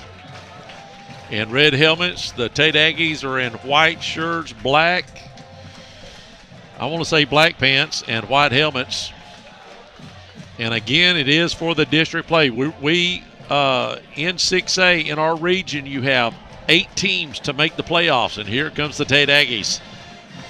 The Bulldogs are at number 8. The Aggies are at 9, and they're only 0.6 of a point behind us. So if they happen to upset the Bulldogs tonight, now don't let the record fool you. They're 6-2, but the strength of schedule is about 10 points difference. The Bulldogs with a much stronger schedule, coming in at 4-3. Bulldogs have really turned around. Coach Grant and company has, after the Niceville game, has done a great job of just getting these kids rolling. The Bulldogs will be kicking off right to left on your radio dial, and the TATE Aggies will be out first. Again, number 23, we want to watch him tonight, Tanner Clark. He is sitting there with almost 1,000 yards for the season. He averages about 6 yards a carry. He has 13 touchdowns. The main receiver, they've got about 3, but the receiving core, there's number 7, Mr. West. He is averaging about 18 yards a carry. So sit back and enjoy it. I hope you enjoy. We have had a few comments about our graphics. I said, you know what, I need to juice this up a little bit. So I found a few graphics, and maybe we can do that for the next game too. And if we win this game, we'll be going to the playoffs. We don't know yet. We're watching some teams around the corner. We're going to watch Oviedo tonight playing Evans. They're in the 7th seed. We want to get to the 7, people. Trust me. We don't want to stay at 8 because that's Gainesville. That's Buchholz. That's danger, Real Robinson. Corey, I'll let you get this first quarter, brother. All right. Hardman set to kick this ball away. He's had a really good year kicking the ball off for us, looking to continue. And he's going to, we're going to jump off sides. He did kick it to around the 10-yard line. We're going to back up 5 and try it again from the 40. Why not? Or the 35, excuse me. Scott, do you got a name for us? We want to call him out who jumped. No, I'm just kidding. Just kidding. Just kidding.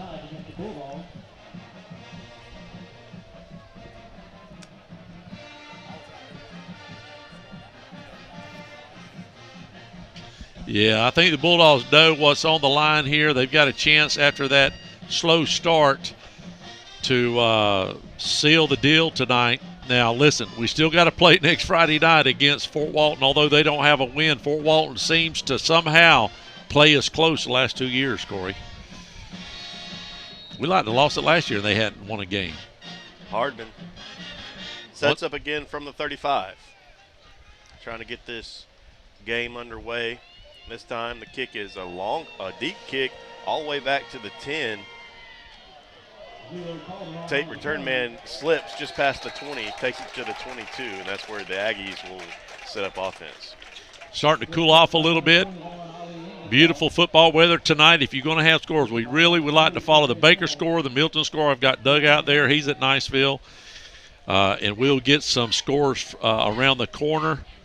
But there's about 9 or 10 teams right now in our coverage area, the WAZ coverage area, that is either in the playoffs or on the bubble or trying to stay in the playoffs. So we'll keep up with those scores. And here comes the TATE Aggies.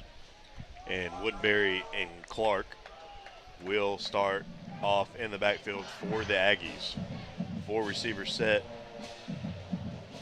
And they're going to direct run the quarterback up the right side of the line. Gets about 3. 2nd down and 7 coming up for the Aggies. Little surprising there right off the bat. Just a quarterback dive on the right side just to get his feet wet maybe. Again, we're looking at a freshman quarterback that's only had a little bit of play last week, coming in playing the Big Bad Bulldogs for a playoff berth. 3 receivers set for the Aggies, 2 to the far side. Clark behind Woodbury. He's going to hand it to Clark, trying to find room over there on the left side. Gets tackled right at the line of scrimmage. 3rd down and 7 coming up for the Aggies. Rushmeyer called me. He's over there. He's a semi-TATE guy now. And he said, we want to watch this Clark kid. He's really sharp, and they'll sometimes run him out of the Wildcat. So that's the kid I think that the Bulldogs are going to focus on. And, I would make the freshman throw. I'd box it in, although we're playing Zy at the back safety there, so we'll see what happens. Woodbury going to keep it himself up the gut. Gets maybe a yard. Going to bring up 4th down and 6 for the Aggies. Should bring out the punting unit, you would think. We'll see. They do have some transition going on right here, so it looks like the punting team would come out. Again, do you play for a fake if the Aggies feel like that they're not going to be able to move the ball tonight? I know.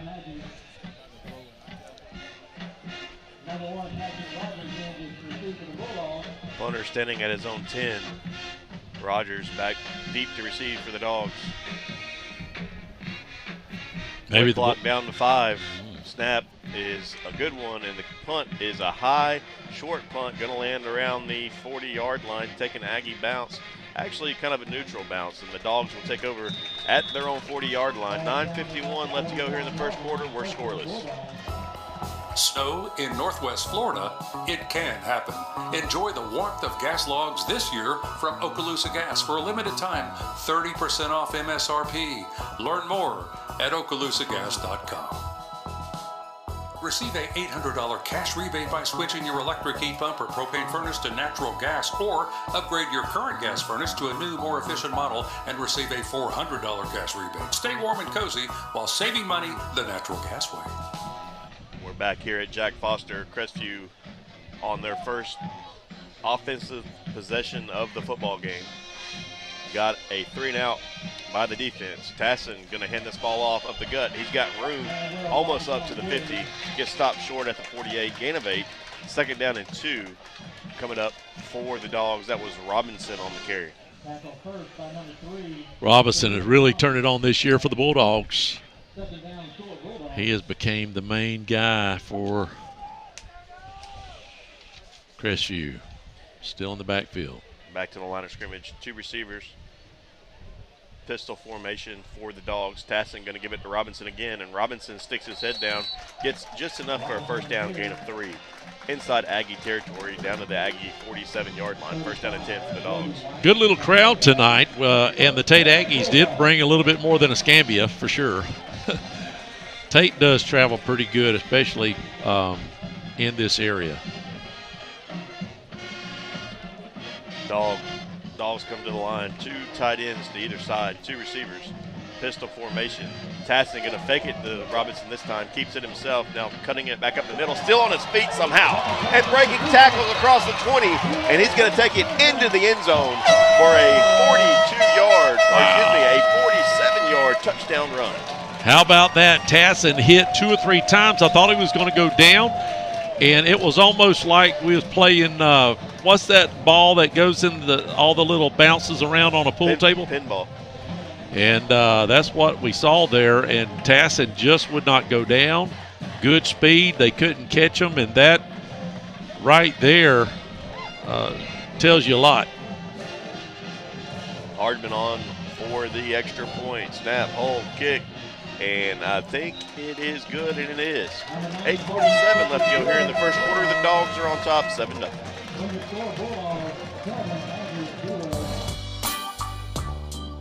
Guys, listen up. Did you spend too long out on the boat this Saturday fishing? Have you been on the links a little too much? Do you need to get out of the doghouse? Let me tell you where you need to go. Joey the Jeweler. He's on Main Street, right by Desi's. He's got tons of beautiful jewels to win your girl back over. And make sure to go like and share his Facebook page. He's always doing great giveaways, so you have a chance to win something free for your girl. So head on over to facebook.com/JoeyTheJeweler. Or you guys could just ask Siri what the phone number is. Hey Siri, what is the phone number to Joey the Jeweler? Joey the Jeweler's phone number is 850-682-1980. Back here at Jack Foster.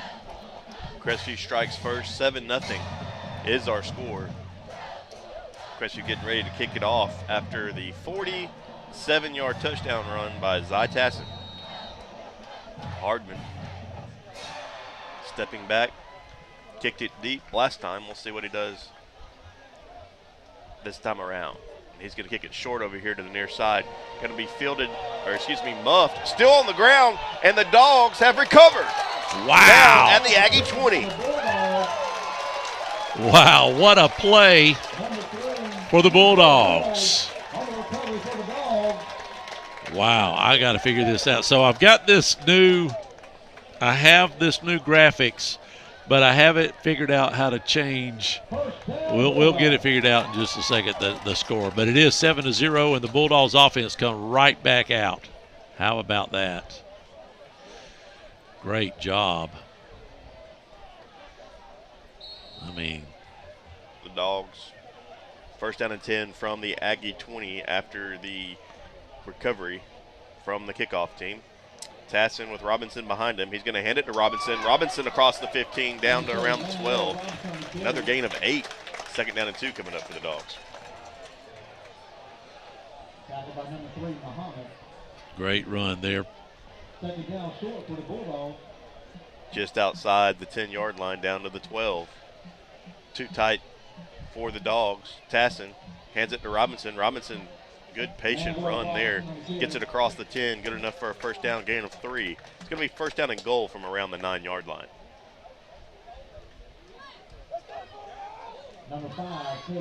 Again, just Bulldogs have really come out like Scott said earlier. A lot of good vibes on the. Tassin with it, slips, and is going to get tackled in the backfield, back at about the 11 or 12-yard line. Second down and goal coming up for the Dogs. We got a lot of graphic situation going on. I know right it. Right now, y'all are going to have to deal with that, YouTubers. I want to figure out how to use that fancy little whatever that thing was, that fancy board. I'll get it figured out. 7:30 and counting left to go here in the first. Second and goal for the Dogs at the 12. Try to get the Aggies a jump, and we got a flag over here on the near side, so free 5 yards coming up for the Dogs. I smell cooking. They are cooking something over there. It is fogged up so much. They are burning something in the concession. Cooking or burning? Burning, because the fog is so heavy. It is coming through like something's on fire. It might be.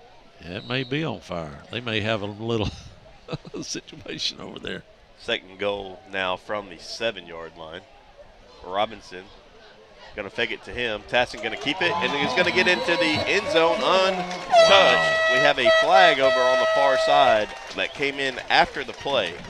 So we'll see what that's all about. But as it stands right now, it's a touchdown for the Dogs. Unbelievable. I mean, just like I can't even get the first score set. Hold on, because this one's coming back. Okay. All right. They're going to say illegal formation by CRESTVIEW. That's going to back us up 5. It's still going to be second down, and now we're back to the 12. I will say that flag came in pretty late as Tassin was running across the end zone. Illegal formation was called against the Bulldogs. I agree with that. And we've got to have a timeout. 7:10 left to go here in the first quarter. The Dogs are still up 7-0. Casey Electric has been the longest running sponsor of the Big Red Machine Show, and WAAZ and Crestview High School appreciates Casey Electric for their support. Casey Electric has served Okaloosa and Walton County since 1948. That's right, 1948. You've got to be doing something right to be able to say that. Casey Electric can handle all your AC, heating, and electrical needs. A Carrier dealer, Casey Electric services all brands of AC units. Give Casey Electric a call. 682-3037. That's 682-3037. Hey Crestview fans, there's a new spot in town, Blends with Benefits. This place is fantastic. They are serving up lattes, smoothies, acai bowls, and even pressed sandwiches that's made local with fresh ingredients. Blends with Benefits is your neighborhood cafe located on North 85 in Crestview next to Flex Fitness. Hey Melody, what NFL team are you pulling for this season? Oh, I'm not sure. Maybe the Saints. Well, I'm for the Tampa Bay Bucks. How about you, Cadence? I'm for the Crestview Paint and Body team. They score big for customer satisfaction, excellent workmanship, and fair upfront estimates. Wow, sounds like they're the team that can win it all. All right, Team Crestview Paint and Body. Ready, set, 682-5257. Crestview Paint and Body. for a job done right. Tassin carries down to the 9. Going to bring up 3rd down and goal for the Dogs from the Aggie 9-yard line. 4-down territory? I don't think so. It wouldn't be for me. I know it feels like you should score a touchdown, but I think I would take the 2-possession lead, take the 10-point lead. Unless you get down there to around the 1 or 2. It definitely not from the 9, not from the 8-yard line, I wouldn't think. Yeah. Tassin and Robinson. Tassin going to keep it himself again. And we're not going to have to worry about it because he goes untouched again. Unbelievable. Right into the end zone. Touchdown Dogs. Wow. 13-0, pending the extra point. That's amazing. Bulldogs on a roll right here. And I think, listen, I don't want to say strength of schedule the whole night, but Tate comes in here 6-2, and a lot of that we've seen on a lot of teams that are out there in the playoffs is sort of a facade, is fake. It's a lie. Wait a minute, somebody said it at the dinner table. It's a lie. Rhett said one of his old coaches would say that about one of the teams. That's a lie. Yeah, we had a personal foul while the teams were lining up, and I believe we're going to be able to enforce that on the kickoff. So look for an onside kick. Maybe we'll get another possession. That'd be nice. Again, if the Bulldogs win tonight, then look for them to be just watching. We've got next week, Fort Walton. Don't want to jump that by any means, but Bulldogs are on a roll right now. I'm just going to tell you. I'm going to be straight up honest with you. Bulldogs have found a way to turn things around, and just fantastic. Fantastic defense, too. Snap, holds down. Hardman's kick is blocked. You can't return that in high school, so that play will be blown dead. Leave the score at 13-0. 6:19 left to go here in the first quarter. Crestview on top. Have you recently received your home or auto insurance renewal and are coming down with a case of sticker shock? This is Dusty Holloway of the Holloway Agency, and we may be able to help you out with that problem. Our office is an independent insurance agency, and we represent multiple A-rated carriers. Feel free to give us a call at 850-682-1900, or you can drop by our office at 168 West Woodruff Avenue in downtown Crestview for a free, no-obligation insurance review. You don't have to say a lot about a business if they've been in business for over 30 years. Well, Perry's Transmission just hit the 31-year mark. And if you need your transmission fixed, that should speak volumes if you can be in business for 30-plus years and have a great reputation. That's Perry's Transmissions. Open Monday through Friday, 8 to 5. Give them a call, 850-682-3711. They're located out on East 90, right in front of Twin Hills Park here in Crestview, Florida. Bulldogs will be kicking off on the Tate Aggie side on the 45, on the left side of the 50 if you're on your radio dial. And I've got to say onside kick here. Don't you? Oh, yeah. They're not even set up for it. We've got 4 guys on this side. You have got to watch for an onside kick. The way we got the last ball. Well, yeah, I would be very surprised if we don't onside it here. Well, Okay. I mean, even if they recover it, they get it at the 35.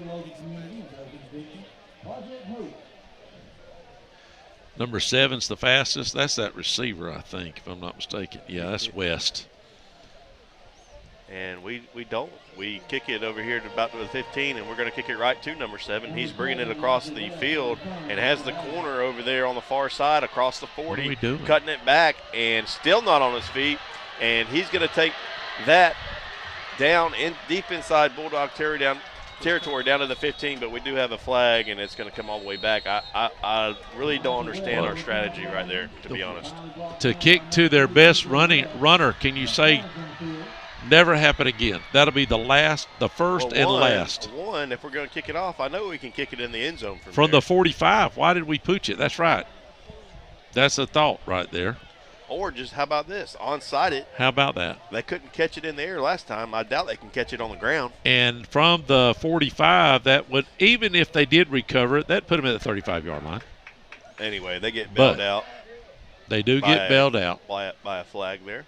We'll take that. Yep.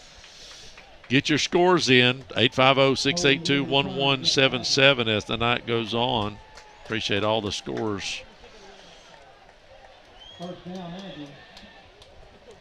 that has come in over the year. So the ball would have been spotted at around the Crestview 15, backs the Aggies all the way up to their own 21-yard line.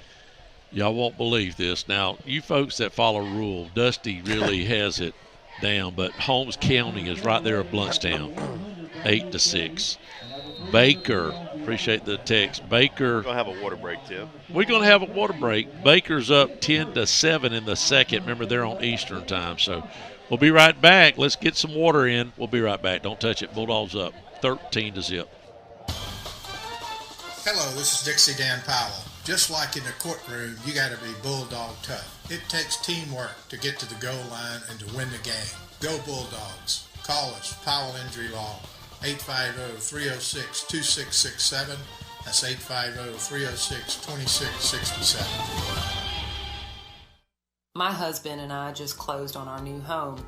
We found a builder, CJL Construction, through Teal and Waters. We shopped around 4 months until we found this particular home. It was exactly what we was looking for. The workmanship was unbelievable, and it was the neighborhood we wanted to be in. Colton Leyendecker and Teal and Waters made this a simple, stress-free purchase. We are pleased to recommend CJL Construction and Teal and Waters if you're in the market to buy a home. I highly recommend you go to their website for all their listings and information at CrestviewHomes.com. Aggies. Woodbury trying to throw it out, has a completion out on a receiver screen to the far side, but the Dogs are right there. So wrestling down for a gain of 0 yards on the play. 2nd down and 10 coming up for the Aggies. We call that a gang tackle. Bulldogs just sniffed it out immediately. And so we're looking for Oviedo to lose their game against Evans, and they're down right now 7-0. So we'll be watching that game carefully. That'll possibly put us in the 7 hole, so we'll either travel to Pace or Mandarin if everything still goes the Bulldogs' way. 3 receivers set for Tate, 2 to the top. Clark and Woodbury in the backfield. Back to pass once again is Woodbury, under pressure now, having to scramble out to the near side, and he's just going to get sacked back at the 13-yard line. 3rd down and long coming up for the Aggies. Well, I got my first guy all year long that decided to sit right in front of my camera. I know that my camera's been here all year, but it's okay. I mean, it is what it is. So you folks that are watching YouTube, when somebody stands up, there's nothing I can do about it. My camera's in a position where I cannot move it.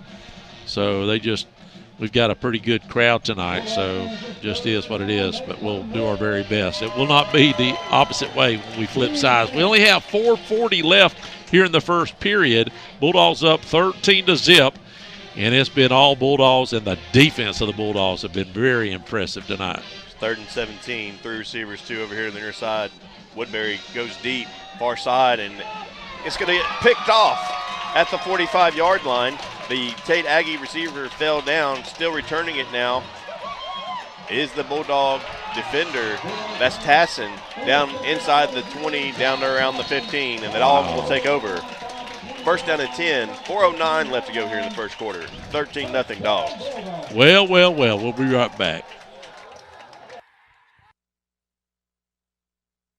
A recent survey determined that 45% of Americans pick fall as their favorite season. So why not enjoy outdoor fire features this fall from Okaloosa Gas? 30% off MSRP now, but hurry. OkaloosaGas.com. Snow in Northwest Florida, it can happen. Enjoy the warmth of gas logs this year from Okaloosa Gas for a limited time. 30% off MSRP. Learn more at OkaloosaGas.com. Back at the jack, Tassin with it, hands it to Rogers. Rogers with a seam, racing inside the 10 and gets tackled just short of the goal line, down to around the 1 or 2. 1st down and goal after a carry of about 13 yards. Wow. Here we are, still 4 minutes in the first period, and we could see, if it keeps on going this way, we could see a running clock for the second time this year. Cobb checks in at the backfield. We're going to hand it to Cobb, and Cobb is going to get stood up and short. It's going to bring up second down and goal. Nothing on the play. I think Tate was expecting that. Wow, Bulldogs just looking very impressive, people. Very impressive. Very.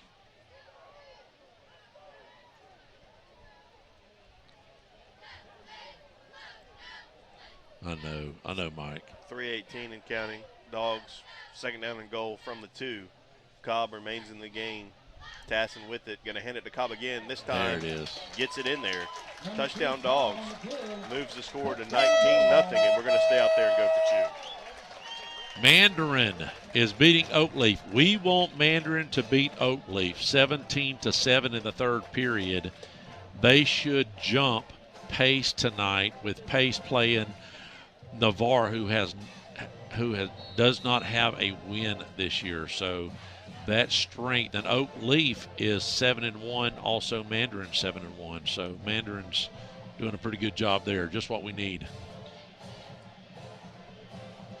We're going to line up to go for this to try to make it a 21-0 game here. Still in the first quarter with 3 minutes left to go here in the first quarter. 2 receivers for the Dogs. Tassin with it, and I think we've jumped off sides. Or no, I think we maybe got a timeout. We'll take the timeout. Yep, timeout, Dogs. Got to focus. We'll be right back. Don't touch the dial. If you are Yokel Local, you can testify that there's really only one hometown pharmacy that's been around for over 40 years, and that's Moulton's Pharmacy on North 85 in Crestview. Moulton's has given service to 4 generations to my family, and I'm sure many of you can say the same. Go with a pharmacy you can trust that's been around a long time, and that's Moulton's Pharmacy in Crestview, Florida. Are you looking for any home repairs? Look no further than Affordable Home Repairs. These guys have been around these parts for a long time and do fantastic work. Whether you need popcorn removal, sheetrock repair, texturing and installation, or maybe you need a paint job, cabinet refinishing, or how about decks or a fence that you may need repaired or installed? Look no further than Affordable Home Repairs, fully licensed and insured.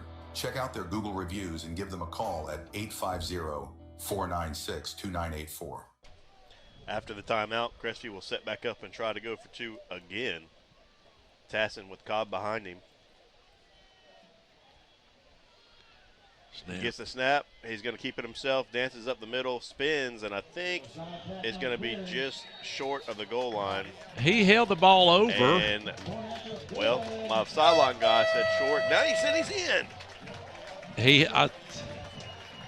I saw that.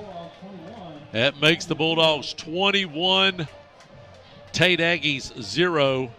We'll be right back. Don't touch the dial. This could get fun and interesting. CQ Roofing, your hometown roofer since 1999, is state licensed and insured. Chris Courier, the owner, is born and raised in Crestview, North Okaloosa County. Family owned and operated for 24 years of local service, specializing in shingles and metal roofs. Re-roof repair specialist. If you have any roofing needs, you can call them at 850-683-4169 or visit their website at cqroofing.com. We are back, and the Bulldogs are up 21-0, and with 3 minutes left in the first period. I don't know if I've ever seen this before in my life. And with Tate Aggies coming in 6-2, Bulldogs 4-3, that strength of schedule and who you play to get ready for these games at the end of the year, I think really makes a difference, and I think you may see that right here. Let's see what happens right here with the Bulldogs kicking off. Hardman kick it to anybody but number 7, and they do. Exactly.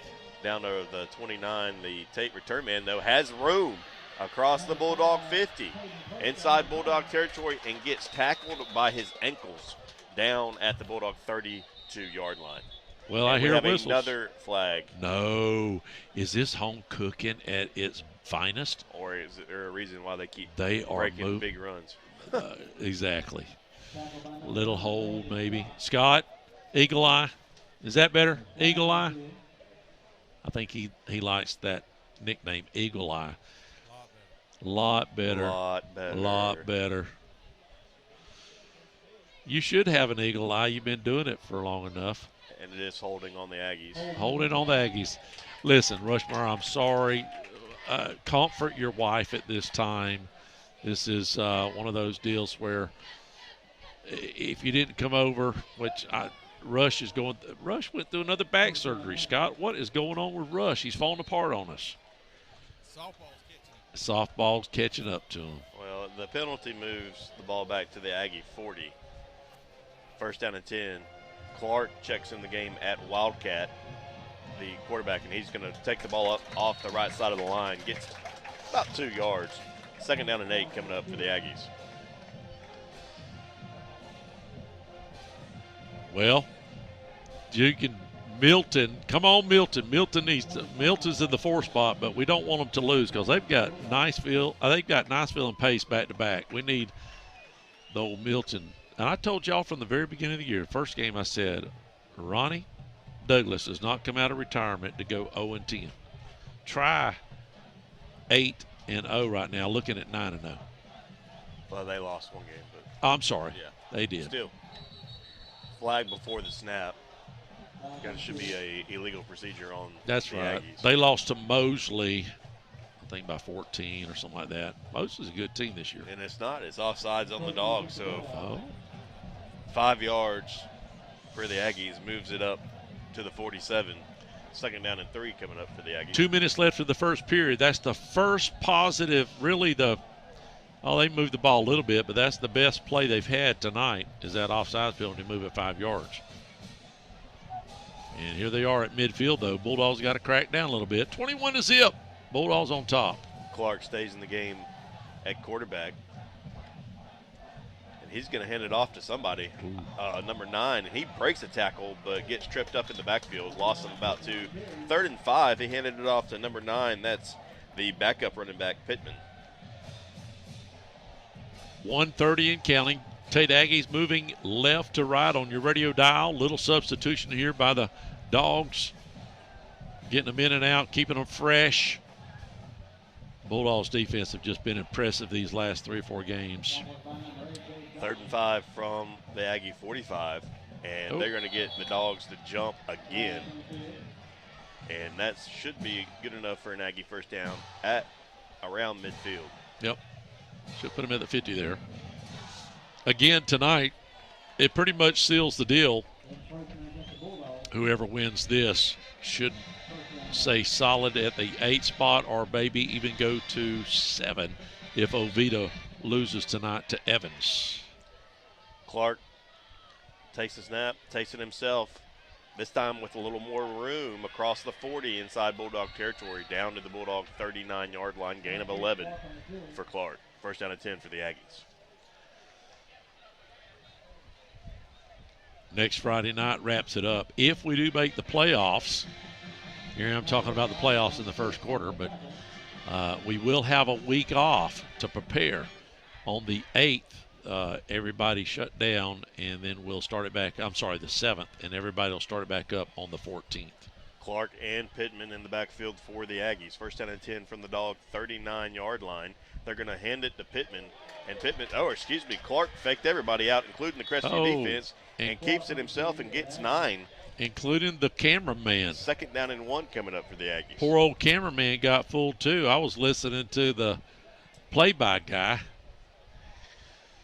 And nice play by Tate Aggies. And they've got a little momentum right here. Getting it in the Bulldogs territory for the first time tonight.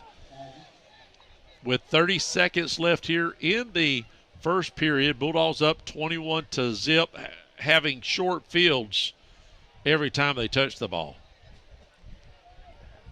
Clark gets it down to the Dog 30. Second down and 1. Going to take it himself once again, this time with room over here to the right side, and gets stood up right at the line of scrimmage. Should be short of a first down. Should be about 3rd and 1 coming up for the Aggies. For the Bulldogs? Oh, okay. I was going to say, how could that be possible? You know, it's always my first reaction is against the Bulldogs because that's the way it's been for the last 25 years since I've been here. But we have seen it shift a little bit in the last few games, and you're exactly right. It's a block in the back, actually. Oh, block in the back. Scott's lost his touch just a little bit. But they only marked off, what, 5 yards? That's or where it happened. It must have been where it happened now. 2nd down and 9. Coming up. Clock should be running, and it is. Are they going? Seconds left to go. Will they snap the ball before the end of the period? If they don't, it's going to be a delay game. Oh, wow, it sure is. You're exactly right. They will. Clark and Pittman for the Aggies in the backfield. Clark keeps it himself again. This time nowhere to run. Lost maybe a yard or two. And that's going to bring us to the end of the first quarter with the Dogs on top, 21-0. I just had my AC replaced in my home. I found a local company called Ohana Heating and Air. When they came out to the house to give us a free estimate, they were so friendly and nice. They treated me like family. We haven't met any nicer people, and they were on the job in no time. By the way, we checked around and called several companies, and Ohana responded very quick with fair prices, but it was definitely the positive vibes and customer service that sold us. If you're in the need for air conditioning or heating, you need to contact Ohana Heating and Air. You won't be disappointed. Hi, I'm Shane. I'm Lacey. And we're the owners of Ohana Heating and Air. We would like to tell all of our customers, mahalo. And we are back. I could run another spot, but I wanted to take a second to talk about Ohana, what Lacey and Shane are doing. They are putting together a Thanksgiving program for the community, and y'all need to check that out. Ohana Heating and Air, get at the website. They are putting together a feeding the needy for Thanksgiving, and they've got a lot of people to come in with them. It will take place there on South 85 at their location, and they're just doing a fine work for the community. Ohana Heating and Air, Shane and Lacey Braniff. Appreciate you guys. 3rd down and 11 for the Aggies at the Dog 41-yard line. Ever since the interception, the last possession, we have seen Clark, the running back, at the quarterback position. Yeah, I don't think we'll see the freshman back in there probably and much. He's going to take it himself, and he has room momentarily up the right side, and he had a 1st down and more, and he's got one man to beat, and he's going to take it 41 yards for an Aggie touchdown. Yep. And that you'll probably not see the little freshman. That was a big mistake putting him in there in this game. You'll see Clark probably the rest of the night in that Wildcat. And so we'll have to adjust to that and just, figure it out, because that's their best player. You got to put it in their hands when you're down 21-0, or now we'll call it 20. Let's jinx them, 21-6, and we'll keep it like that. I'll put it on the scoreboard. The Aggies on for the extra point. Snap and hold are good. The kick is low and left and no good. The jinx works. Keep the score at 21-6. Dogs on top. 11:45 left to go here in the first half. I want to share a quick story about Brackney Funeral Home. We recently lost our grandmother, and thanks to the kind, professional, and caring staff, it just felt like being with family. She had made all of her decisions in advance, so it was a very seamless process. So thank you, Brackney Funeral Home, for treating our family like yours. If you don't know where they're located, they're at 480 East James Lee Boulevard. That's Highway 90 right across from Twin Hills Park, and their phone number is 850-683-9898. We highly recommend Brackney Funeral Home. And we are back. Bulldogs giving up 6 points. They'll get the first chance to return a kickoff with 11:46 just underway. We flip sides. Now the Bulldogs will be moving left to right on your radio dial. And if you're at your house, or if you're getting to your house and you want to watch us, we're on WAAZ's YouTube page. Just type in WAAZ. You'll see us live here. Next week, we wrap up regular season against the Fort Walton Beach Vikings. Get me your scores in, 850-682-1177. A lot of teams in the area in the playoff picture. Aggies going to kick this ball off after the touchdown from Clark. It's going to low kick towards the middle of the field, going to be picked up on a bounce by, I believe that's Robinson. And Robinson, not a lot there, gets it at about the 25, and that's where Crestview will take over. We've got flags coming in after Flags after the play. We'll clean that up when we come back from a break. We'll be right back. Hey Crestview fans, there's a new spot in town, Blends with Benefits. This place is fantastic. They are serving up lattes, smoothies, acai bowls, and even pressed sandwiches that's made local with fresh ingredients. Blends with Benefits is your neighborhood cafe located on North 85 in Crestview next to Flex Fitness. Listen up, Factory Cuts on Main Street in Crestview, Florida is the only place to go for clean cuts, a nice friendly atmosphere, open 7 days a week, and on Friday and Saturday they're open till 10 p.m. If you have any questions or would like to book, give them a call at 850-331-3834 or go to their website at factorycuts.com right here on Main Street in Crestview, Florida. And we are back. The Bulldogs, after a penalty assessed on them, will start deep in their own territory. Now, last week we started out with a 99-yard drive for 6.5 minutes. I'd like to see that again. Well, we're going to have to get the right people on the field first. Oh, okay. Did we call a timeout? No, we're back at our own 11, but we had a legal substitution, so now we're going to be back to our own about 7, half the distance. Well, right. You know. So it's not going to be a 99. It will be about a 97-yard touchdown drive. Well, I'll take Tassin and Cobb and Robinson all in the backfield. They're going to hand it to Robinson. Robinson doesn't have a whole lot there. Gets a yard or two. Going to bring up second down and about 13. Tate may have done a couple things, found out what we were doing. I think we need to figure out a way to maybe pass the ball a little bit to keep them off guard. Have we passed it yet? No, and I don't think you're going to. We tried one. What happened? Yeah, it wasn't really a play. Oh, okay. It wasn't a counted play anyway. Tassin with Cobb behind him.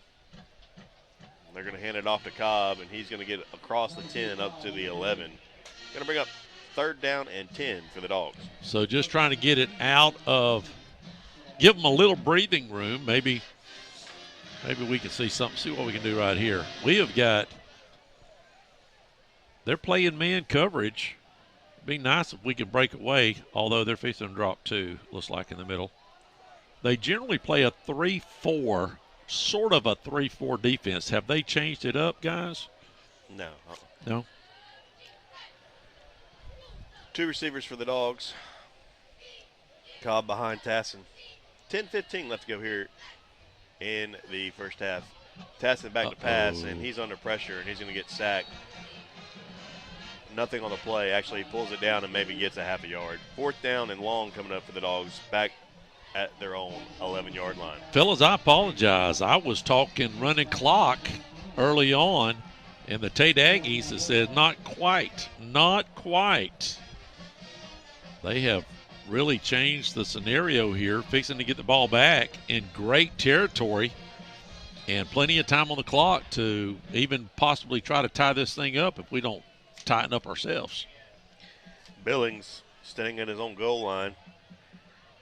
Punt is away. It's a low spiraling punt over the return man's head, and it takes a Bulldog bounce all the way back to the Aggie 30-yard line. Punt. A 70-yard punt with no return. 9:21 left to go here in the first half. The Dogs are on top, 21-6. Hey, Bulldog fans, whether you're building new, remodeling, or just need a quick repair, Crestview Electric Company is your hometown MVP. Locally owned since 1996, they specialize in residential electrical, heating, and air conditioning. serving Crestview with dependable service and a personal touch. Call 850-682-3931 and let Christina Mathis and her team win the game for your next project. That's 850-682-3931 for Crestview Electric Company, powering homes across Northwest Florida since 1996. 69-yard net punt for the Bulldogs, and that really gets the Bulldogs out of trouble. Tate with the ball. And we're going to have a flag before the snap. It's thrown over there on the far side. And it will be illegal, or excuse me, a false start on the Aggies. So back them up another 5, starting at the 25 now, first down and 15. I called that song that they're playing right now, as you hear. I said the other night, I went back and listened. I said that was the Star Wars. That's actually Star Trek. Star Trek. I like that theme song too. First and 15 for the Aggies. Clark going to take it himself again, pretty much right up the middle. And he's going to get tackled after a gain of 4. Second and 11 coming up for the Aggies. Look, Clark does not throw the ball. Scott, do you want to go tell all the coaches? I appreciate that. Get on down there and tell them Clark doesn't throw. So he hasn't thrown one. Let me see real quick. He's thrown 13 times. He's thrown 13 times for 88 yards. We do got to stop him. That's what I'm saying. Let's box it in there. Let's sniff it. We need a sniffer. We need a spy, whatever you want to call them, to stop Clark. Clark going to hand it off to Pittman, and that almost feels like a break for the Bulldog defense. Loss of 1. Yeah. Third down and about 12 coming up for the Aggies. I'm not for sure if the TATE, we'll watch the band, but not for sure if the TATE Aggies band will be playing, but we do know the Big Red Machine will be out there here in about 8 minutes. Showing on the clock. 21-6 is your score. Bulldogs strike early very fast with short field positions, turnovers, and things like that. And the TATE Aggies trying to make something happen here. 3 receiver set for Clark, and they're going to get the dog defense to jump once again. That's the 3rd or 4th time, Scott, tonight? What you got? 3 or 4 times on that? Yeah, maybe 3 times. Bulldogs are trying their best to help out the old TATE Aggies just a little bit. That's going to move the ball up to the 32. 3rd and 8 coming up now for the Aggies. Boy, that wind feels great. Great high school football weather tonight. 3rd and 8.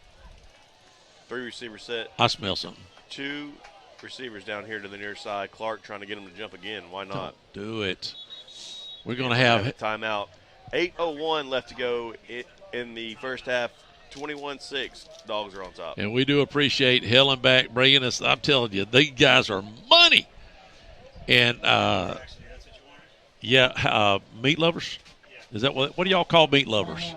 Carnivore. That's a great name. You see that a lot on Facebook. That's become a big thing, people eating a lot of meat. But Hellenbach is the place to go for pizza on Hickory. And we do appreciate them guys setting us up this year I think they've done it for a long time. My goodness. Appreciate it so much, guys. Awesome. We'll be right back. Don't touch the dial. Bulldogs up. Hey, this is Dylan with Durrell's Lock and Safe. We want to let you know we can take care of all your lock and key issues related to car keys and fobs, safes, commercial, and residential locks. We've been serving Northwest Florida for 25 plus years. We are located at 1095 South 85 in Crestview, Florida. All parents and family of the Crestview Bulldog football players will receive a 10% discount throughout the whole football season, and go Dogs. And we are back. Tate with the ball. 3rd and 8. Back to pass is Woodbury back in the game. He has a receiver over here to the near side, but overthrows him. So 4th down and 8 coming up for the Aggies. Be interesting. They're going to punt it away. Bulldogs have a chance now to get their act together and mix them that. The offense just come out of their tent over here. That's a pretty impressive tent that they have with all the visuals and everything. They've got them a learning center. Once they have, I'll show you on YouTube, they've got chairs in there. They've got a big screen TV. You can't see it because it's blocking, but they go over there and study what they're doing right or doing wrong. Rogers back deep to receive for the Dogs, standing at the 30. Punts away. It's a short punt, not going to reach midfield, and it's going to hit and take a little bit of an Aggie bounce, but about a 10-yard punt. The Dogs will take over at the Aggie 43-yard line. 7:49 left to go here in the first half. The Dogs are on top 21-6. Hey, I've got to introduce you to our brand new sponsor here for the Crestview Bulldogs, and that is Hub City Bingo. We are so glad we can be a part of the Crestview High School Football Sponsorship Program this year and to be a part of the Crestview community with great entertainment. Hub City Bingo is located at 779 North Highway 85 in the Northview Plaza Shopping Center. We are open Tuesday through Sunday, 11 a.m. to 10 p.m. Come out to Hub City Bingo and yell bingo. Get cash, have fun, and go Dogs.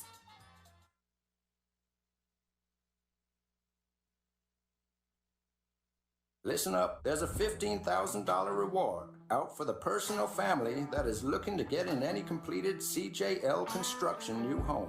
CJL Construction is a local builder with homes all over Baker and Crestview. CJL Construction offers the best quality, best warranty follow-up, and you can use the $15,000 reward for all closing costs, buy your rate down or home upgrades. See the CJL New Homes at the Till and Waters website at crestvviewhomes.com. And we are back. While we was on break there, Tassin took off for about 50. First down, Bulldogs. And Tassin's shotgun formation. Robinson in the backfield. 3 receivers. And he calls for the play. Snaps. Hands off. Robinson's holding up for just a second to see if there anything develops, and that does not. That is Robinson, correct? Yeah, it's Robinson. And Robinson really is a very patient runner. He kind of reminds me a little bit of Le'Veon Bell several years ago for the Steelers. He just kind of sits there and waits for something to open up at the line and then hits the hole. He's a very patient runner, but also can hurt you with his speed as well. 6:48 left to go here in the first half. Dogs have it, second down and 10 from the from the Aggie 32-yard line. Tassin back to pass and has a completion up to the 25. That's Rogers on the reception. We got third down and 5 for the Dogs. Nice catch there, coming back for the ball. Bulldogs moving right away with 6 minutes. Plenty of time left on the clock, but moving pretty quick. Started with great field position with only a 15-yard punt from the Tate Aggies. Kept them on their side. I don't know. Besides that one time we had to punt it away, 70-yard punt. And we're going to get a jump flag on the Aggies.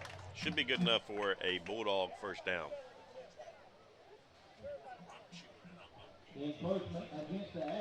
And it is offsides against the Aggies. Moves the ball down to the Aggie 21-yard line. First down and 10 for Crestview. And we got a timeout, water break. 6:05 left to go in the first half. Snow in Northwest Florida, it can happen. Enjoy the warmth of gas logs this year from Okaloosa Gas for a limited time. 30% off MSRP. Learn more at OkaloosaGas.com. Receive a $800 cash rebate by switching your electric heat pump or propane furnace to natural gas, or upgrade your current gas furnace to a new, more efficient model and receive a $400 gas rebate. Stay warm and cozy while saving money the natural gas way. Guys, listen up. Did you spend too long out on the boat this Saturday fishing? Have you been on the links a little too much? Do you need to get out of the doghouse? Let me tell you where you need to go. Joey the Jeweler. He's on Main Street right by Desi's. He's got tons of beautiful jewels to win your girl back over. And make sure to go like and share his Facebook page. He's always doing great giveaways, so you have a chance to win something free for your girl. So head on over to facebook.com/Joey the Jeweler. Or you guys could just ask Siri what the phone number is. Hey Siri, what is the phone number to Joey the Jeweler? Joey the Jeweler's phone number is 850-682-1980. First and 10 for the Dogs from the Aggie 21-yard line. Robinson behind Tassin. Going to fake it to Robinson. Tyson keeps it himself, gets maybe a half a yard. Second down and 9 coming up for the Dogs. I'm really surprised we're not trying to throw it at all. I mean, are they playing a zone or man, or what are they doing on us? I haven't been paying too much of attention. Man.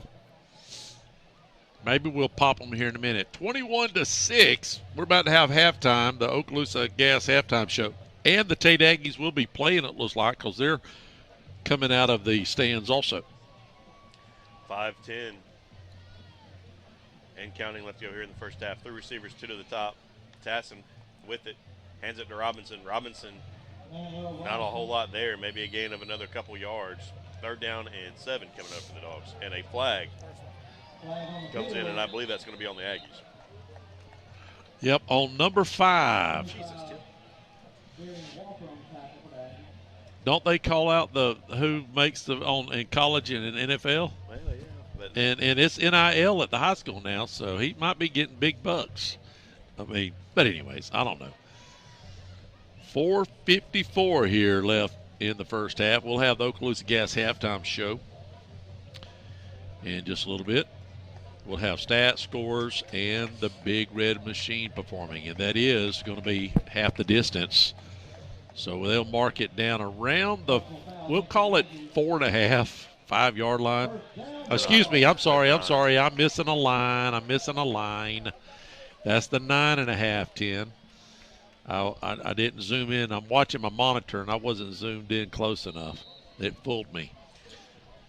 first down and goal for the Dogs from the 9-yard line. Robinson behind Tassin. 3 receivers, 2 to the top. Tassin has it, hands it to Robinson. Robinson, nothing there. Ever since the first couple of possessions, the Aggies have really strengthened the run defense. They really have. And your dad was telling me their line is pretty good. They're not, they're not a slouch. We do have a timeout on the field. Scott, who took that timeout? Tate did. We'll be right back. Don't touch it. KC Electric has been the longest running sponsor of the Big Red Machine Show, and WAAZ and Crestview High School appreciates KC Electric for their support. KC Electric has served Okaloosa and Walton County since 1948.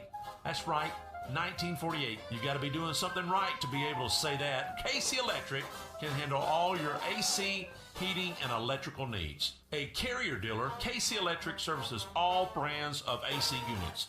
Give KC Electric a call, 682-3037. That's 682-3037. Hey Crestview fans, there's a new spot in town, Blends with Benefits. This place is fantastic. They are serving up lattes, smoothies, acai bowls, and even pressed sandwiches that's made local with fresh ingredients. Blends with Benefits is your neighborhood cafe located on North 85 in Crestview next to Flex Fitness. And we are back. Bulldogs trying to punch it in here. If they don't punch it in, you think they'll go for the field goal? Once again, I think it depends on where at the 9-yard line, I would. So if they don't get any more yards here, you think they'll? Well, it's second down. So second down and 9. Tassin gets turned around a little bit. Now just trying to make something happen. Gets it down to around the 6, gain of 3. Third down and goal coming up for the Dogs. All right, so say they don't get no more yards here. What do? You leave points out there, or you try to get your 3? I would probably or go for it. 4 minutes left. I'd probably left. kick it and make it 24-6. 24-6. Yeah. Scott, your thoughts? Ain't gonna have to worry about it. Scott could have been a politician. He could have. Politician. How about a bootleg? I don't even know if we can bootleg out of the shotgun. Tassin back to pass. Wanted Rogers over the middle. Now tucks it and runs with it. He's going to be short by about 3 yards. So it's going to be 4th down and goal from the 3, and I think you will see us go for it here. Go for it. 3:30 and counting left to go here in the first half. We're going to run this down and probably call our last timeout. Looks like that's what we're going to do. We'll take a quick timeout. Don't touch it. We'll see what we do here on WAZ 104.7. Bulldogs up 21-6. Hey, Melody, what NFL team are you pulling for this season? Oh, I'm not sure. Maybe the Saints. Well, I'm for the Tampa Bay Bucks. How about you, Cadence? I'm for the Crestview Panda Body Team. They score big for customer satisfaction, excellent workmanship, and fair upfront estimates. Wow, sounds like they're the team that can win it all. All right, Team Crestview Paint Body. Ready, set, 682-5257. Crestview Paint and Body, for a job done right. Have you recently received your home or auto insurance renewal and are coming down with a case of sticker shock? This is Dusty Holloway of the Holloway Agency, and we may be able to help you out with that problem. Our office is an independent insurance agency, and we represent multiple A-rated carriers. Feel free to give us a call at 850-682-1900, or you can drop by our office at 168 West Woodruff Avenue in downtown Crestview for a free, no-obligation insurance review. We are back. Somebody said Dodgers are up 1-0. Stroh. All right, Bulldogs are going to go for it. If they don't get it, I guess they're just thinking that possibly Clark and company with the Tate Aggies cannot go 90-plus yards in 3 minutes. We'll see. Can the Bulldogs punch it in right here? Shotgun formation. Tassin with the ball. And he's being blitzed hard. He's going to try to get the corner. I don't know if he's going to get it. No, he will not. The Tate Aggies will take over on the 5-yard lines. They do have a flag around the goal line. I don't think it's going to affect the outcome of the play, though. I don't think so either. It looks like the Bulldogs are going to the sidelines. Let's see what they call it. Looks like maybe a holding call possibly in that area. Yep, that's exactly what it was. And so they're going to decline, and it'll be the Aggies' ball with 2:54 left. They're going to swap it out. We'll be right back. Don't touch it. You know, you don't have to say a lot about a business if they've been in business for over 30 years. Well, Perry's Transmission just hit the 31-year mark. And if you need your transmission fixed, that should speak volumes if you can be in business for 30-plus years and have a great reputation. That's Perry's Transmissions. Open Monday through Friday, 8 to 5. Give them a call, 850-682-3711. They're located out on East 90, right in front of Twin Hills Park here in Crestview, Florida. And we're back. Bulldogs now on defense. They're going to try to stiffen up. We don't need to let the Tate Aggies march down the field. They do have time. Clark standing in the end zone. Wildcat, he's going to take it. Let's see if the Bulldogs can stiffen up right here. Defense does, and that's the first good play against Clark. Running out of that. No timeouts left Yeah. in the half for Crestview, so with 2:40 and counting, without some kind of big play from Tate, hopefully we can get into halftime up 15. Key just texted me 17-7 Baker at halftime.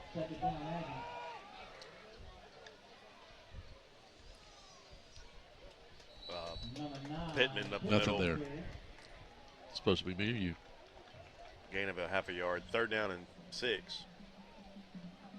Bill from Milton, West Florida Tech 0, Pensacola High. West Florida Tech 10, Pensacola High 0. We need Pensacola on the schedule next year. We need Guff Breeze on the schedule next year. We'll take that. And here's the Bulldogs. This is a big play for the Bulldogs. We could possibly, do we have any more? No more timeouts left, I don't think. We can still get the ball back, though. 3rd and 6. Clark runs it all the way down to 1 second on the play clock. Takes it up the right side of the line. Going to be short. 4th down and about 2 or 3. They got to punt it. So Crestview will get the ball back, and their punting has been a little shaky. I don't know. They may go for it. You know what? They're going to let Clark try to get it. Are they out of their loving mind?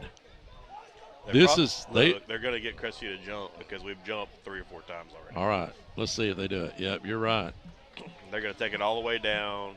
Do they got a timeout? The play clock is 13. At 13 seconds, they're going to run it all the way down, call a timeout. I don't know. I wouldn't trust them. I would not trust them. I think they're going to snap it. 3, 2, 1, timeout. 50 seconds left And to go you're in the right. first half. We'll be right back.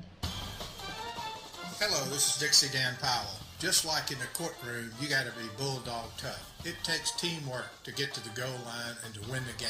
Go Bulldogs. Call us, Powell Injury Law, 850-306-2667. That's 850-306-2667. My husband and I just closed on our new home.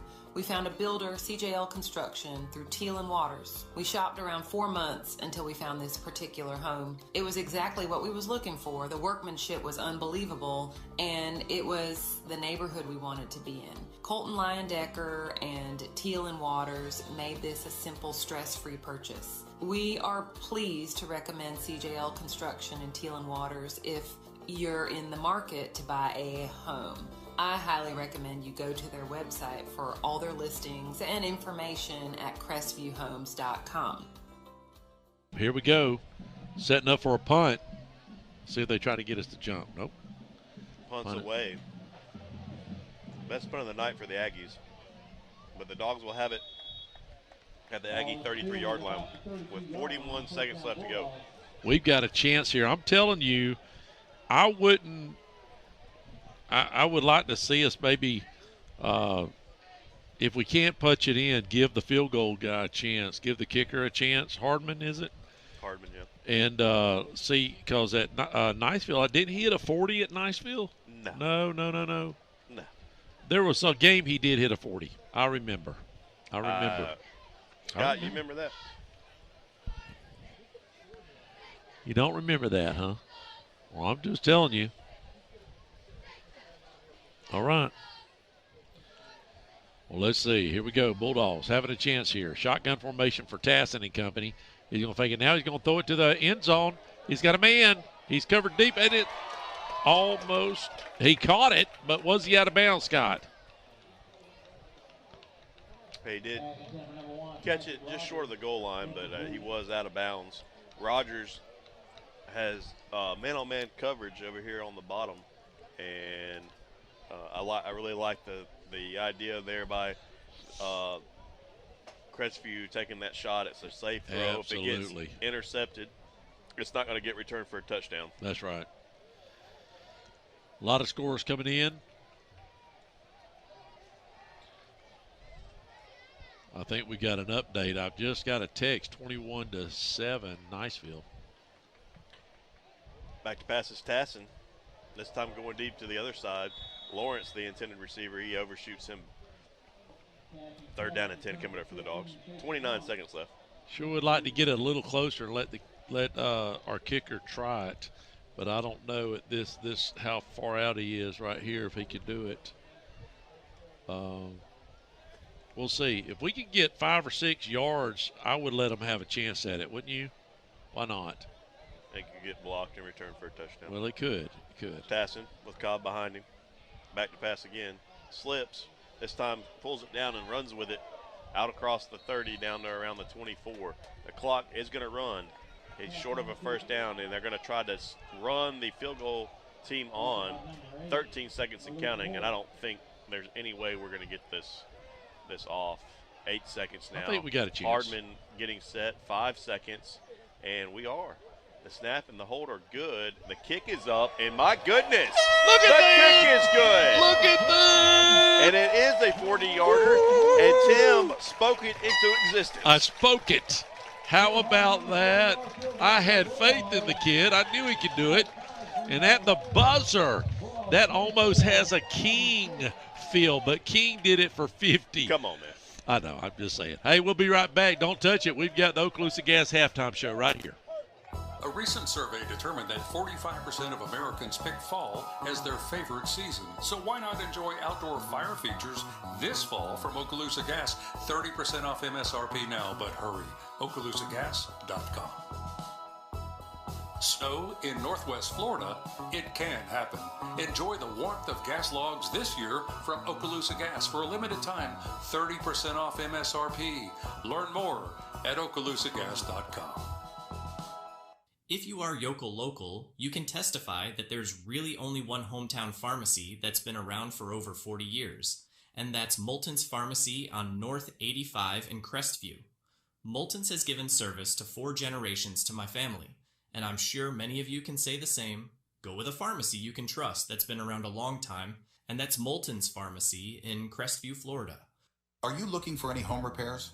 Look no further than Affordable Home Repairs. These guys have been around these parts for a long time and do fantastic work. Whether you need popcorn removal, sheetrock repair, texturing and installation, or maybe you need a paint job, cabinet refinishing, or how about decks or a fence that you may need repaired or installed?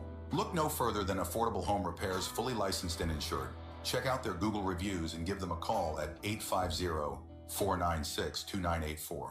CQ Roofing, your hometown roofer since 1999, is state licensed and insured. Chris Courier, the owner, is born and raised in Crestview, North Okaloosa County.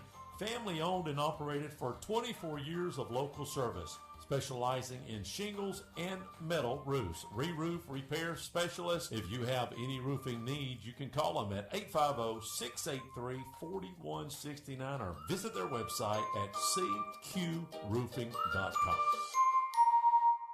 I just had my AC replaced in my home. I found a local company called Ohana Heating and Air. When they came out to the house to give us a free estimate, they were so friendly and nice. They treated me like family. We haven't met any nicer people, and they were on the job in no time. By the way, we checked around and called several companies, and Ohana responded very quick with fair prices, but it was definitely the positive vibes and customer service that sold us. If you're in the need for air conditioning or heating, you need to contact Ohana Heating and Air. You won't be disappointed. Hi, I'm Shane, I'm Lacey. and we're the owners of Ohana Heating and Air. We would like to tell all of our customers, mahalo. I want to share a quick story about Brackney Funeral Home. We recently lost our grandmother, and thanks to the kind, professional, and caring staff, it just felt like being with family. She had made all of her decisions in advance, so it was a very seamless process. So thank you, Brackney Funeral Home, for treating our family like yours. If you don't know where they're located, they're at 480 East James Lee Boulevard. That's Highway 90 right across from Twin Hills Park. And their phone number is 850-683-9898. We highly recommend Brackney Funeral Home. Hey Crestview fans, there's a new spot in town, Blends with Benefits. This place is fantastic. They are serving up lattes, smoothies, acai bowls, and even pressed sandwiches that's made local with fresh ingredients. Blends with Benefits is your neighborhood cafe located on North 85 in Crestview next to Flex Fitness. And we have the Tate Aggies on the field. Let's listen in to the Tate Aggies.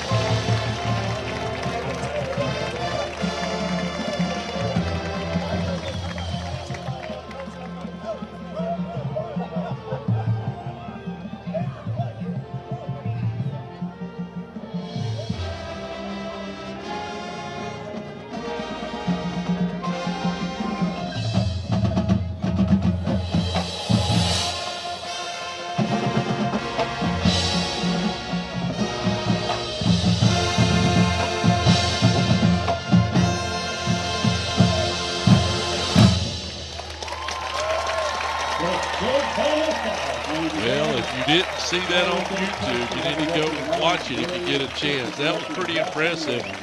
All of those songs were from Top Gun, and right there at the end, they brought a big American flag, covered the whole band, and they brought it across the stage. That's the first time we've ever seen that, Dusty, and all you guys. That was pretty absolutely impressive, and it sounded great. Aggies always got a good program.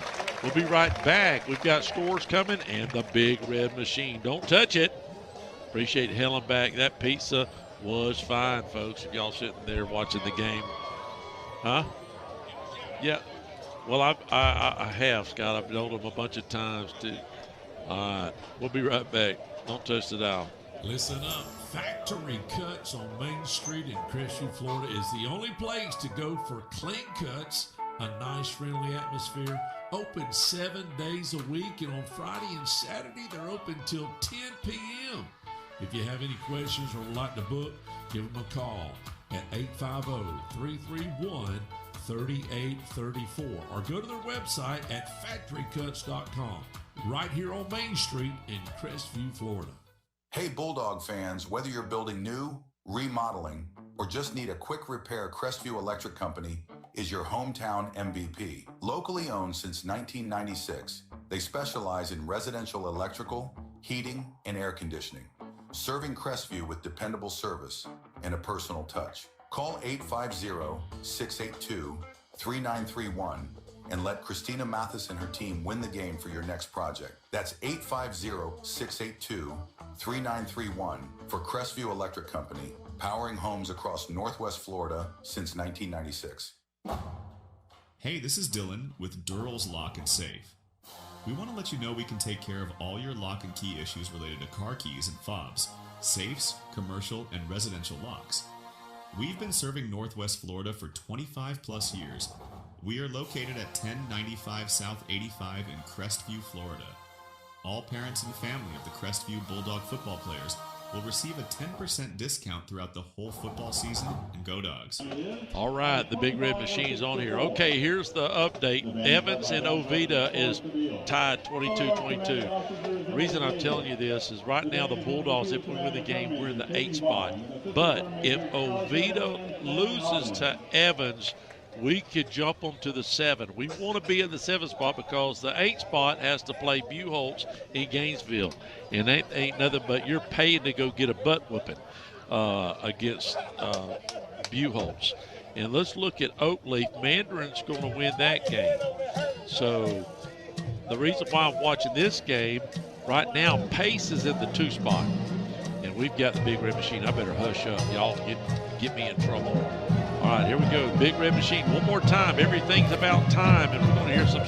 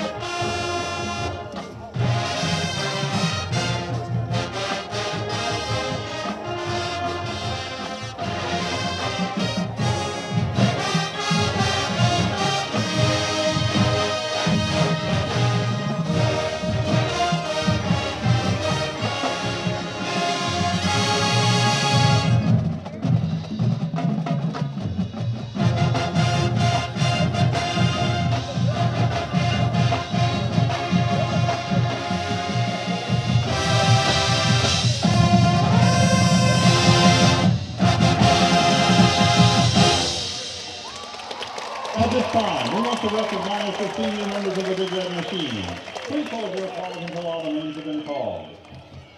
Alex Ansley, Priscilla Antunes-Timoza. They are going to announce the seniors at this time. Let me go over some scores. We had a lot of them coming in. Again, Mandarin's going to win. They'll go hopefully to the 2 spot. We feel like possibly we have a better chance beating Mandarin than maybe Pace. But, you never know. Pace, if they stay at the 2 spot, that's where we'll travel to. If we're in the 7 hole. If we're in the 1 hole, then we'll be traveling. If we're in the 8 hole, we'll be traveling to the 1 spot, which is the View holes. All right, let's look at it. Nicefield now at halftime, up 21-7 against Milton. I was afraid of that. I was hoping they could pull it out. They might still can. Choctaw's going to beat Fort Walton in a bad way. Maybe they'll pull back, but at halftime it's 27-3. Thank you, Laura, for that. Baker's up 17-7 over Port St. Joe down at the Joe. Bluntstown finally opening up over Holmes County, 24-6. Walton beating Freeport 46-28. Mariana's going to lose their game. Chipley is going to beat Jefferson. Next week, Chipley's got the problem. If Chipley loses next week, Madison County will slide up to 9, and they will travel over to Baker first round if Baker stays at 8, and that'll be trouble for Brunson and company. Bay wins their game in a big way. Rutherford's terrible this year. I'd like to have Rutherford on the schedule next year. Jay, look at Jay, up 20-6 over Weewaw. Good job. And for the district championship, it's still scoreless. If anybody's got a score, Escambia, Pine Forest is tied 0-0. Let's listen in to the seniors playing at one time.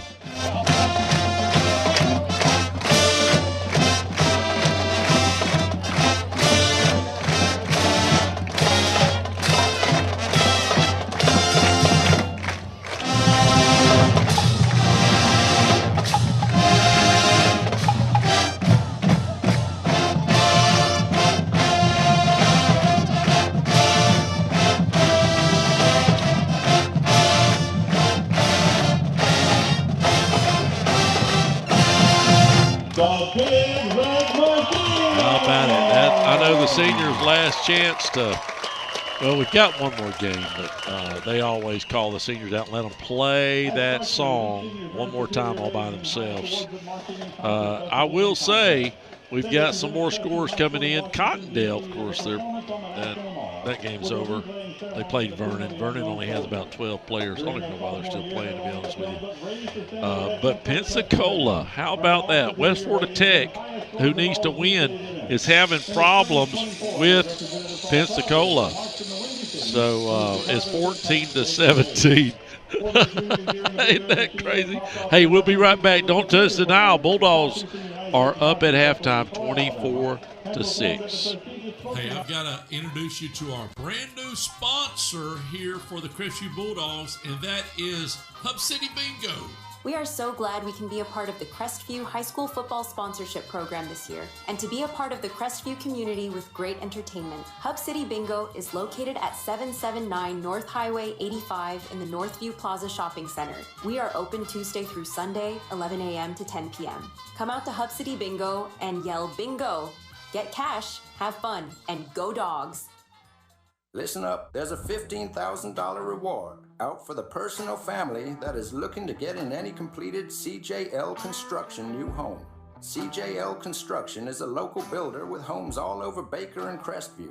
CJL Construction offers the best quality, best warranty follow-up, and you can use the $15,000 reward for all closing costs, buy your rate down or home upgrades.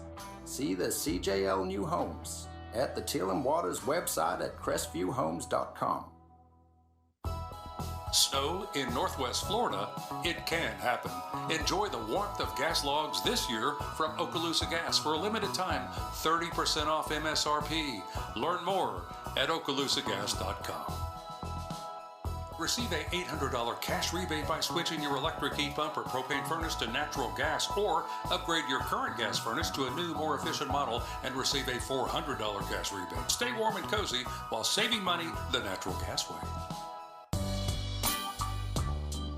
Guys, listen up. Did you spend too long out on the boat this Saturday fishing? Have you been on the links a little too much? Do you need to get out of the doghouse? Let me tell you where you need to go. Joey the Jeweler. He's on Main Street right by Desi's. He's got tons of beautiful jewels to win your girl back over. And make sure to go like and share his Facebook page. He's always doing great giveaways, so you have a chance to win something free for your girl. So head on over to facebook.com/Joey the Jeweler. Or you guys could just ask Siri what the phone number is. Hey Siri, what is the phone number to Joey the Jeweler? Joey the Jeweler's phone number is 850-682-1980. We are back at halftime, 24-6. And remember, Bulldogs won the flip, so they deferred, and they will get the ball back. Tate will be kicking off right to left on your radio dial. And I'm going to let my sidekick do the play-by. Well, here we go. If you want to, because Scott ain't going to say nothing. Well, does he even got his headset on? He's got it on. Deep kick for the Aggies. Backs us up all the way, or it's caught, excuse me, about the 3. Rogers going to take this ball up across the 25, and we will probably start a little further back than that after they mark off this penalty. How many flags did they throw? It looked like 3 or 4. Probably a holding, Scott, would you say? Close. Well, how much closer can you be? Is it? How about spot on? We'll see. Either way, it's going to be the Bulldogs' ball. Get your scores in. 24-6. 18. Who's got 8? Nobody got 8. Nobody has 18. I mean, every number on the page except 18. Last week, Danny Clark won with 15. I think I forgot to announce that. I texted him all the info, though. It was 21-6. They're still talking on the field. The referee's getting it together here. Just so long it's not the NBA referees out there. We'll be good. Mercy. That is a mess and a half, ain't it? It ain't just the refs. I know it ain't. You're exactly right. I mean, the coaches, and players. I don't think. Do y'all really think it's only the NBA? No. I think. Scott knows personally. Here we go. Here's the call. Let's see what White Hat calls. They're still trying to figure it out. What are they going to do, Scott? It's almost like he's scared to say it. He's trying. He's killing me. Can we get it done? He's. Ooh, face mask on the Bulldogs. After the play? After the play. On personal foul. It's going to be offsetting. Offsetting. Everything's offsetting. Do we re-kick or are we going to just place it down where they tackle? Just going to place it down right there at the 20, or excuse me, at the 22-yard line. 22-yard line. That's where the Bulldogs will take over, 1st and 10. What a wonderful night for football. Pretty good crowd on both sides. And here we go. And the lucky raffle ticket number is Cobb is going to start the game beside Tassin, or excuse me, the half beside Tassin. Scott, you hear that number? Is that yours? Raffle, they just called it out. Tassin going to throw it on a reverse to Rogers, and Tate's right there, stayed at home nicely. Gain of 1 by Rogers. 2nd down and 9 coming up for the Dogs. Probably shouldn't have pitched it there. That was a nice little reverse play, or whatever you want to call it. But it looked like the top end was wide open there. I don't know if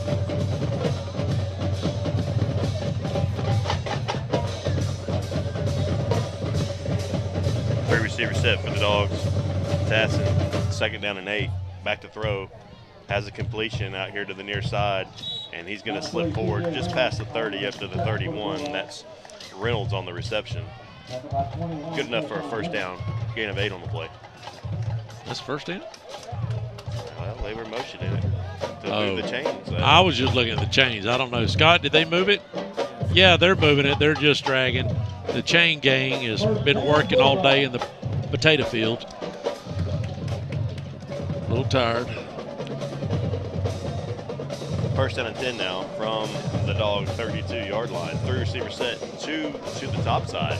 Tassin going to hand it to Cobb. Cobb going to work his way forward up the middle for a gain of about 2. Second down and 8 coming up for the Dogs. Next week, Fort Walton comes to the Jack for one more game for regular season. And if we can hold on here and then take care of business next week, we will be in the playoffs. We'll be traveling. We'll have the 7th. We'll be off. And then we'll have our first playoff game on the 14th. 3 receivers, 2 to the top. Tassin, the throw over the middle, has Rogers on a nice completion. Rogers still on his feet inside Aggie territory down to the 49. The Aggie 49. Gain of about 19 on the play. First down and 10 for the Dogs. Well, that's nice. I've been waiting for something like that. It was a little high, but Patrick really has turned his game around too. At the beginning of the year, he dropped several balls, but something he's done, he's went and got him some extra pine tar or something. Robinson checks in to the game at running back. Tassin going to throw it once again. Has Reynolds over here to the near side. Not a lot there. Gain of maybe 2 or 3. Second down and 8 coming up for the Dogs. Kids are getting cranked up a little bit now. It was dead last Friday night. That was the deadest miss. What do we got? Injured Aggie on the field. All right. 9:34 left to go in the second half. The Dogs are still up 24-6. Casey Electric has been the longest running sponsor of the Big Red Machine Show, and WAAZ and Crestview High School appreciates Casey Electric for their support. Casey Electric has served Okaloosa and Walton County since 1948. That's right, 1948. You've got to be doing something right to be able to say that. Casey Electric can handle all your AC, heating, and electrical needs. A Carrier dealer, Casey Electric services all brands of AC units. Give Casey Electric a call. 682-3037. That's 682-3037. Hey Crestview fans, there's a new spot in town, Blends with Benefits. This place is fantastic. They are serving up lattes, smoothies, acai bowls, and even pressed sandwiches that's made local with fresh ingredients. Blends with Benefits is your neighborhood cafe located on North 85 in Crestview next to Flex Fitness. And he was fine. They just made sure he wasn't hurt. Bulldogs with the ball. Tassin going to throw it again. Goes deep, has a man wide open, and that's Rogers. Rogers, I believe it's Rogers. It's hard to see. It is. 47-yard touchdown pass.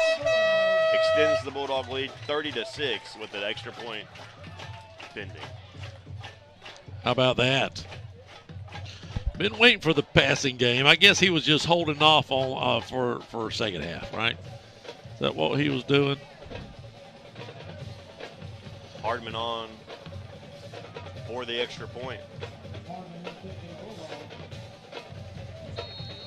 to make this a 31.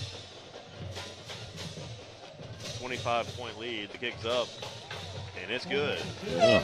31-6, Dogs on top. 9:20 left to go here in the third quarter. Hey Melody, what NFL team are you pulling for this season? Oh, I'm not sure. Maybe the Saints. Well, I'm for the Tampa Bay Bucks. How about you, Cadence? I'm for the Crestview Panda Body Team. They score big for customer satisfaction, excellent workmanship, and fair upfront estimates. Wow, sounds like they're the team that can win it all. All right, Team Crestview Paint Body. Ready, set, 682-5257. Crestview Paint and Body, for a job done right.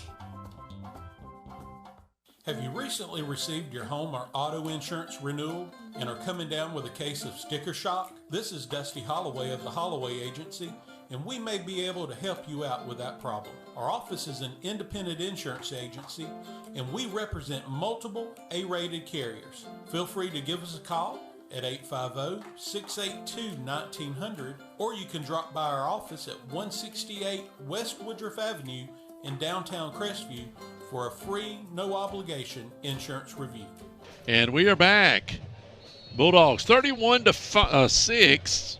Our scoreboard's broken. 9:20 left here in the third period. Bulldogs be kicking off left and right, and there's a little pooch kick over here to the near side. We're most definitely going to keep it out of the hands of their speeder, Number 5, though, brings it out almost to the 50-yard line with a little pooch kick. So Tate Aggies will start in great field position here. And we're watching the scores. Appreciate everybody sending them to us all year long. For about, 1 year, I think you was in school. Me and Dusty was at Milton. We were on top of the visitor side. They had a ladder at one point and a fence around it. Mm-hmm. And that was the first year I started doing cell phone. Right. Broadcast cell phone and everything. And cell phone was getting a good signal. Let's get this play in real quick. Woodbury back in the game at quarterback, and he's going to try to run it himself, and he's going to get stood up right at the line of scrimmage by the Bulldog defense, second down and 10. That won't last long. And, texting is really not really cranked up yet. And this was about 2003 probably. But we had that cell phone, and I would let them call in the scores and put them right by the microphone if somebody started cussing. And I had to cut it out. Woodbury back to throw for the Aggies, and he has a completion down here on the near side, good enough for a first down and inside Bulldog territory down on the Dog 40-yard line. Yeah. Nice pass. Is that his first completion? I think it is. Well, he completed one to the defense earlier. Yeah. Well, 31-6, 8:30 and counting here in the third period. Woodbury with it. He's going to hand it to Clark. Clark has a little room over there on the right side, and he's going to get wrestled down finally after gain of 5. Second down and 5 coming up for the Aggies. 5 brought down to number 42. Pace is over Navarre, 34-7. That was the last score we had there. We knew that was going to happen. Navarre will not win a game this year. Niceville still up over Milton, 21-7 in the third period. Woodbury hands it to Clark again. Clark makes the guy miss at the line of scrimmage and takes it for another Aggie first down to the Dog 24-yard line.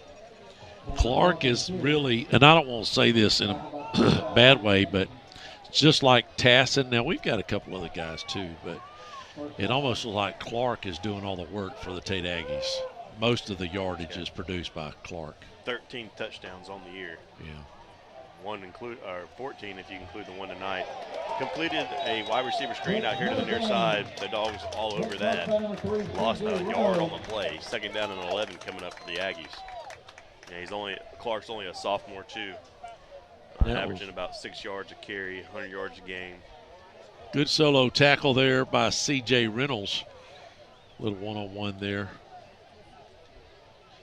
And all of a sudden it got quiet once the band shut down, or the kids, the drum line. Last Friday night I was telling you it was homecoming and the kids wasn't even out here second half. It sounded like a daggum cemetery. We're going to have a whistle before the snap and I think a timeout for Crestview. 6:50 left to go here in the second half.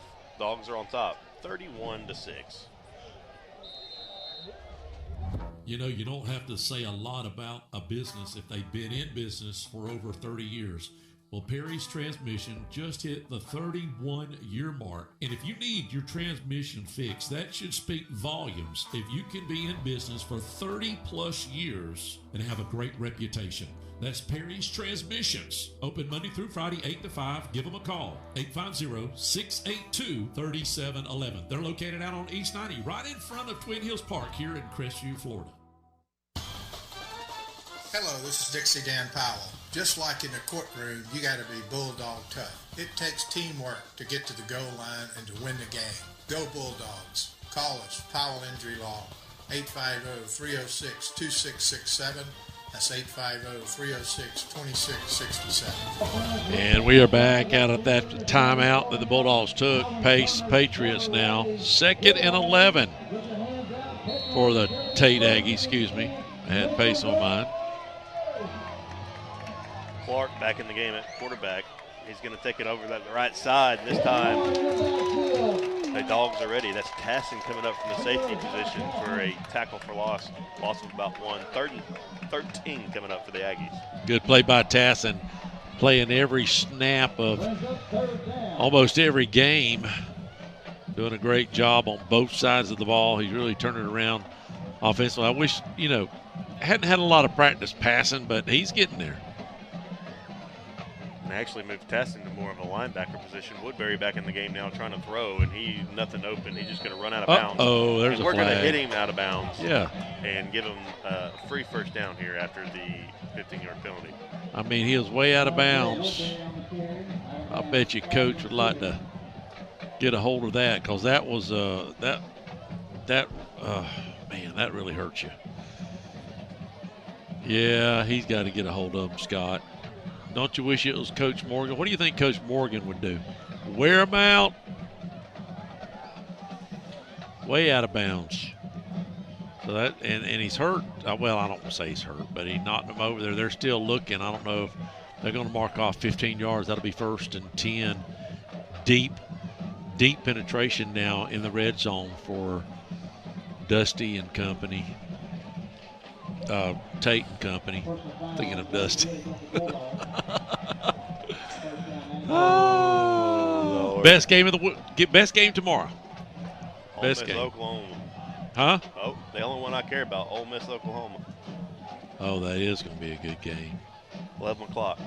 11. What you think about the 11 o'clock start? Woodbury takes it himself down inside the 10, down to the 9. 2nd and 7 coming up for the Aggies. They can get a first down inside about the 3-yard line. Missouri, Vandy. Vandy's favored by 2.5. That might be a sleeper right there. Your dad likes Missouri on that one, I think. Other than that, I think you're right. You got LSU and Texas A&M. I don't know if LSU. Yeah, that'll be a good game. They're sitting at 20 now, but Texas A&M's only favored by 2.5. Boy, is it really shuffled up over the last few weeks. Clark going to take the direct snap. He's going to take it up that right side of the line again, and the dog defense has really stopped that. Trying to get that number. Wildcat look. 21. Tackle for a loss. 3rd and 11 coming up for the Aggies. I believe I don't have the number. Oh, here it is right here. That was Allie Ingersoll. Allie Ingersoll. 4:55 and counting left to go here in the 3rd quarter. The Dogs up 31-6. The Aggies running out of opportunities down here in the red zone. Here they are. Woodbury back to pass. Has a completion. Wow. Nothing there. A nice tackle by Reynolds. Reynolds again. That's 2 great plays out here on an island that he's made to shut down the receiver. He made that last tackle a few tackles ago where there was a screen set up, and it was all on CJ, and he made the tackle, and that there was another great move by CJ Reynolds to get that solo tackle. It's going to be 4th down and 10 from the 13-yard line. 3 receiver set. Woodbury. They're going to run a reverse, and they have the Crestview defense for a second, but not for very long. Gain of 3, and a turnover on downs for the Aggies. Ellie, how would you pronounce A-L-I? Ollie, like Ollie? Yeah, Ollie Ingersoll. That's almost 2 tackles in a row there. We'll keep it right here. I want to go over some scores. We hadn't had a chance to go over some of the scores to get you updated. A lot of folks, when you text me, I appreciate that, and I try to get them as quick as I can. And I missed some folks last week. Danny and Denise, we went to school with them, and I asked everybody, okay, tell me where you're listening from and what class of 84. I get home, and I'm scrolling through because I get literally 100 to 150 texts on a Friday night with all the scores and people saying, turn up your microphone. I've had one guy here write me a whole letter about how something's not right, and I'm trying to figure it out. And, I'm trying to do all this stuff. But anyways, so I try to get it all. It's been Choctaw 27, Fort Walton 3 still. The Dogs take over at their own 10-yard line. Cobb in the game at running back behind Tassin. They're going to hand it to Cobb. Cobb going to lumber forward up to around the 14-yard line. Gain of about 4. Second down and 6 coming up for the Dogs. If the Bulldogs can hold on here, 3:40 left here in the third period. If they can hold on, they will, depending on, we're going to see what Oviedo and Evans is doing here in just a minute. That's a big game. I know. I'm getting a little excited. I want to make a trip, man. Don't you? Hell yeah. Double overtime still, 22-22. Tassin going to hand it to Cobb again. Cobb works his way up for a gain of about 2. Maybe give him 1. 3rd and 5 coming up for the Dogs. We want Evans to win that game. Oviedo's sitting at 7, okay? Oviedo needs to lose. They're not going to lose next week. They're playing a sorry team. So Oviedo needs to lose tonight so the Bulldogs can jump them to the 7 hole, because we do not want to be at the 8 hole. Let me just tell you. Well, that would be a trip too, right? That would be a trip, but, I mean, just so we have a chance. I mean, I'm not saying we can't beat Buchholz, but you better be able to throw 250, 300 yards if you're going to go around the corner and play them. Tassin back to pass. Speaking of 5, and he's just going to take it himself and get close to a first down right around the marker. Scott, what do you got there on the measurement? He's done went to sleep. Yeah. They're going to give him a first down and 10 for the Dogs. Sorry, Scott, I tried to give you a word in, and you wouldn't even take advantage of it. I don't know what to do other than just kick it down to you. I mean, it is what it is. No, you did? I heard you. No, I have your volume in your headset down because I can't hear nothing but the band playing. Here we go. Tassin hands it to Cobb. Sound like a broken record. Gain of about 5. Second down and 5 coming up for the Dogs. Inside of 2 minutes left here in the third quarter. The Dogs still on top, 31-6. All right, somebody just text me I don't have the daggum name saved, but Niceville 28 to Milton 7. So Niceville's on their way to winning that, and I hate it. I think Milton's still going to make the playoffs. They're in the 4 spot. They're losing to some good teams, so they should be able to hold, but this will let Niceville slide up a little bit. Second and 5 from the Dog 25. Hands it off to Cobb once again. Or I think it's Cobb. Corn on the? Gets it up to the 30. Should be good enough for another Bulldog first down. I wonder if his nickname Corn. All right, and then I want to look at Oak Leaf.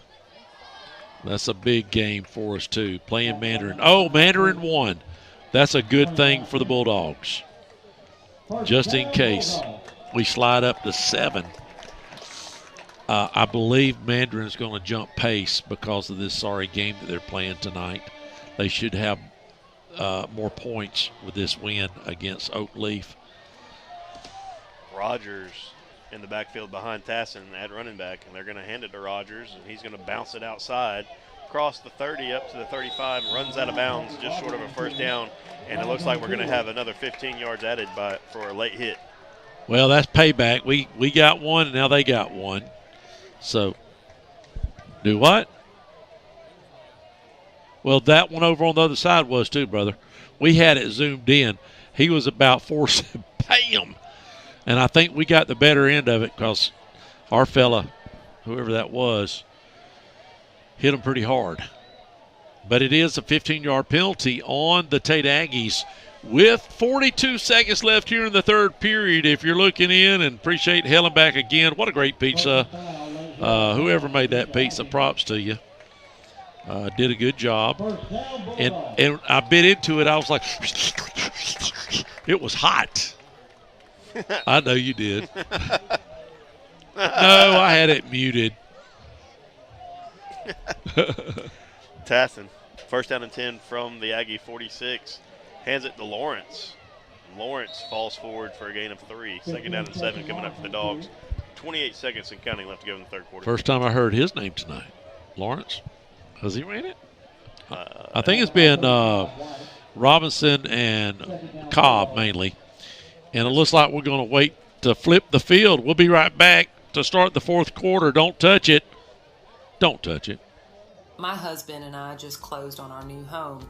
We found a builder, CJL Construction, through Teal and Waters. We shopped around 4 months until we found this particular home. It was exactly what we was looking for. The workmanship was unbelievable, and it was the neighborhood we wanted to be in. Colton Lyon Decker and Teal and Waters made this a simple, stress-free purchase. We are pleased to recommend CJL Construction and Teal and Waters if you're in the market to buy a home. I highly recommend you go to their website for all their listings and information at CRESTVIEWhomes.com.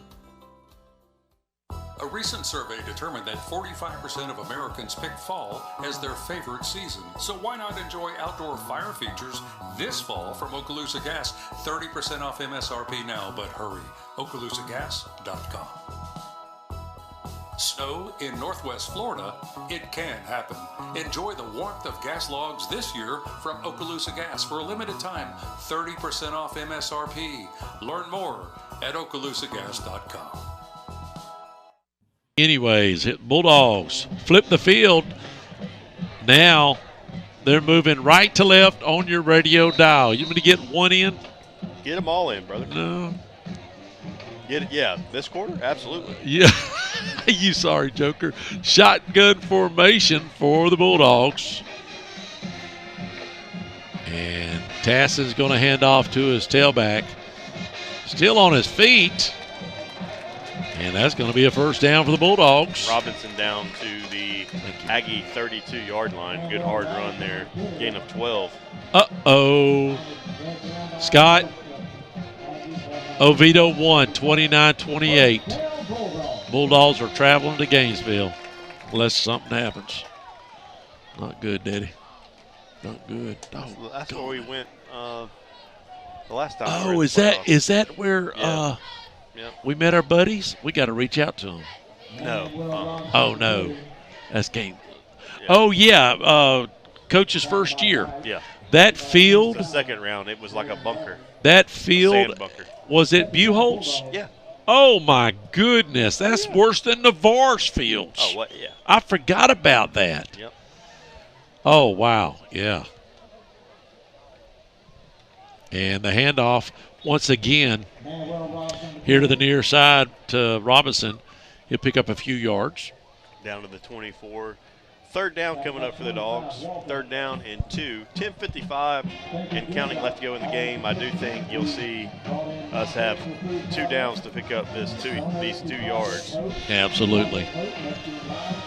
Yeah, there's no reason to punt the ball, and probably, although he made a great kick at the end of the first half, a 40-yarder at the buzzer, I don't know if he will give him a chance. He's right there at that same yardage, though. We'll see. Shotgun. Tasson hands off right up the middle. That's going to be a first down and more for the Bulldogs. So for right now, we'll hold off on the field goal unit coming out. Robinson again inside the 20 down to the 18. First down and 10 for the Dogs. And we are going to start letting this play clock. Well, the play clock is working tonight. Milk it. We ran it all the way down inside of 5 seconds before Good. we snapped. And we're going to start trying to chew up the rest of this clock and get out of here with a win. But before we do that, the Aggies are going to call for a timeout with 10:03 left to go here in the game. The Dogs are on top 31-6. If you are Yokel Local, you can testify that there's really only one hometown pharmacy that's been around for over 40 years, and that's Moulton's Pharmacy on North 85 in Crestview. Moulton's has given service to 4 generations to my family, and I'm sure many of you can say the same. Go with a pharmacy you can trust that's been around a long time, and that's Moulton's Pharmacy in Crestview, Florida. Are you looking for any home repairs? Look no further than Affordable Home Repairs. These guys have been around these parts for a long time and do fantastic work. Whether you need popcorn removal, sheetrock repair, texturing and installation, or maybe you need a paint job, cabinet refinishing, or how about decks or a fence that you may need repaired or installed? Look no further than Affordable Home Repairs, fully licensed and insured. Check out their Google reviews and give them a call at 850-496-2984. And we're back. Bulldogs handily with this game, 31-6, barring a one of the greatest miracles of the history of high school sports. I did see one in Texas where they scored 4 touchdowns. Did you see that? In like 4 minutes, they got 3 onside kicks. Dang. No, But and they come back and won that game. But Bulldogs should win this game tonight. Shotgun formation, moving right to left, handoff, running in a crowd here on the near side, finally down. And coach wanting a flag. Is he holding his hands up for a reason? Yeah, it's getting a little chippy out there after the end of the play. Gain of 3 by Robinson keeps the clock moving. This most definitely puts Tate completely out of it. We were up 0.6 of a point in the 8th spot. 8 teams go in Region 1 here in 6A. And we're bidding for that 8th spot, and we handedly going to seal the deal in the 8th spot tonight. Shotgun formation again. Snap. Tassin's going to hand it off now, going to the right side. And Robinson doing a lot of work tonight. Probably going to wrap it up with Robinson, maybe. Maybe Cobb too, huh? Yeah, gets the first down at the 7. It's going to be first down and goal. I think you see Robinson stay in. Cobb got the majority of the work in the 3rd quarter. Oh, you're right. You're right. So this might be, this might be his quarter to. That's right. To get out there. Get it finished up. Get it finished up, yeah. Let's not. We're snapping it a little early. I think we need to focus on that a little bit more. 10 seconds, plenty of time. Tassin looking for the snap. Again, hands off. Run it over here to the near side between the tackle and guard. And where'd he go? I see a helmet on the ground. Down to the 6. Going to bring up 2nd down and goal. Somebody's going to have to get out. Last week, if you remember, we got our head almost cut off by Escambia. Helmets flying. They didn't call it, and then our guy turned around and said something to the referee, and he got the flag. And we were sitting at the table today. Your daddy wanted me to show him. He just couldn't. I mean, they were looking at it too. I mean, it was unbelievable. Yeah, Robinson was the guy that lost the helmet. Cobb checks in the backfield, and he's going to take it down inside the 5 to around the 4. 3rd down and goal coming up for the Dogs. Robinson comes right back in, though, as Cobb gives him a quick breather since he lost his helmet. We're going to go to Disney. Disney World. In about right before Thanksgiving, the few days before Thanksgiving, I am flying up in the morning to go to see my brother. I've never been to Philadelphia. He's got his 50-yard line tickets at Philly and the Giants game. Well, Philadelphia and the Giants. I gave you my best piece of advice. Wear green. Don't wear anything that's not that's not Philadelphia. Better have an Eagle. I heard that's about the most rowdiest bunch of people up there. But I don't have nothing Philly or Giants, but I think my brother's going to let me wear a shirt or something and go in incognito, So we've got a quick timeout on the field, or do we? No, I don't know what they're doing. I don't have any idea. Is that legal? I don't think that's legal. I don't know. We'll see. 3rd and goal. You got it. Tassin. Robinson beside him. Going to hand it to Robinson on a stretch play out to the right side, and he's going to get tackled into the end zone. Touchdown, Dogs.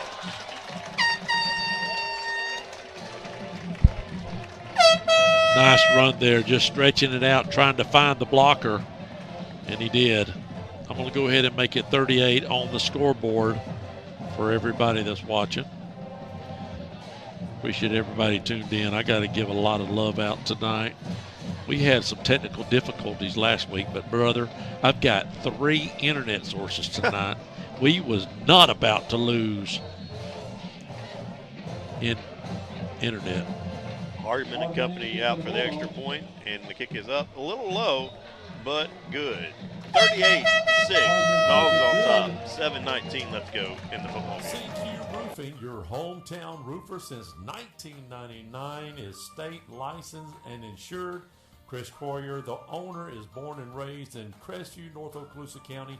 Family owned and operated for 24 years of local service. specializing in shingles and metal roofs. Re-roof repair specialists. If you have any roofing needs, you can call them at 850-683-4169 or visit their website at cqroofing.com.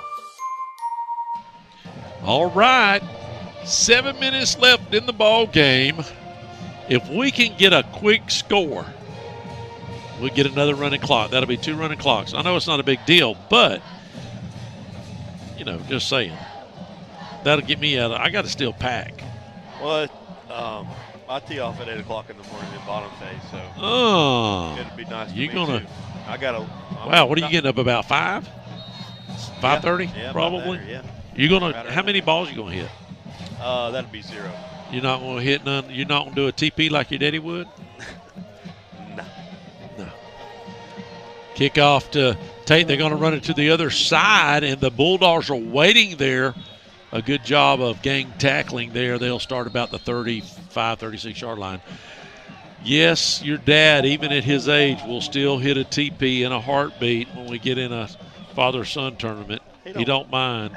Does he do as much as he used to? No, I don't. I remember back in the day, man. He would get up physically. He could do it. I don't think so.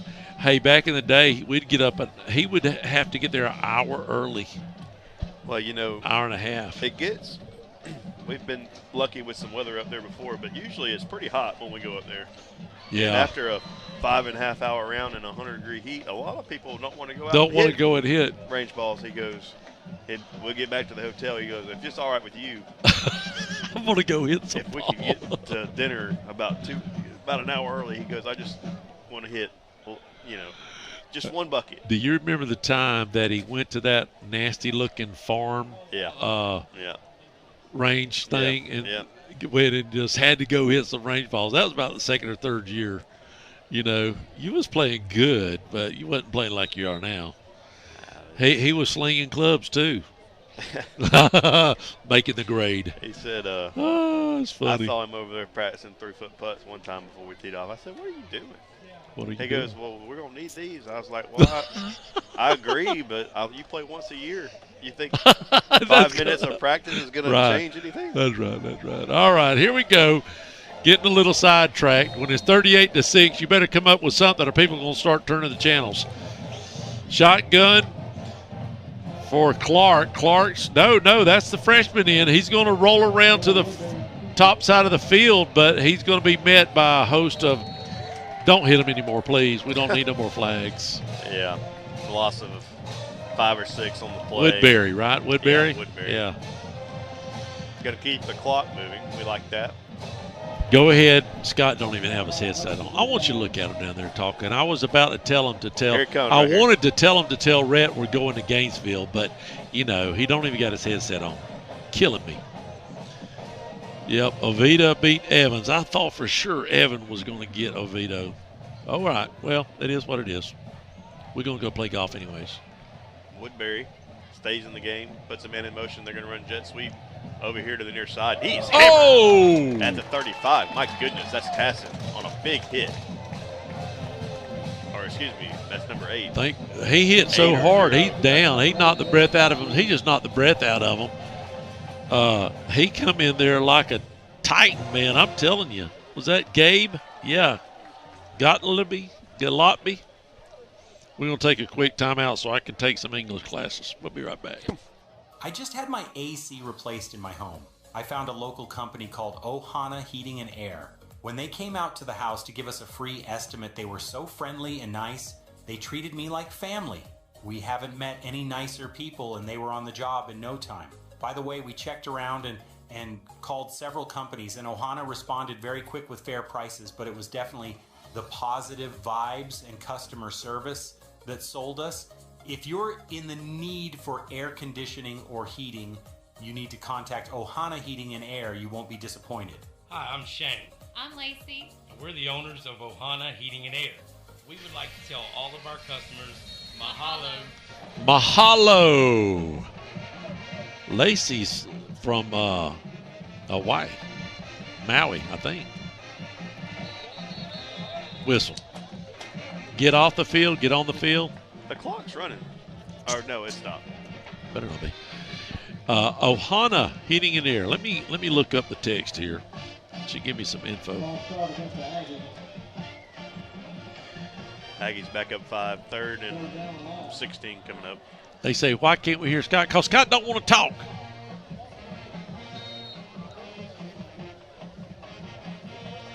Scott?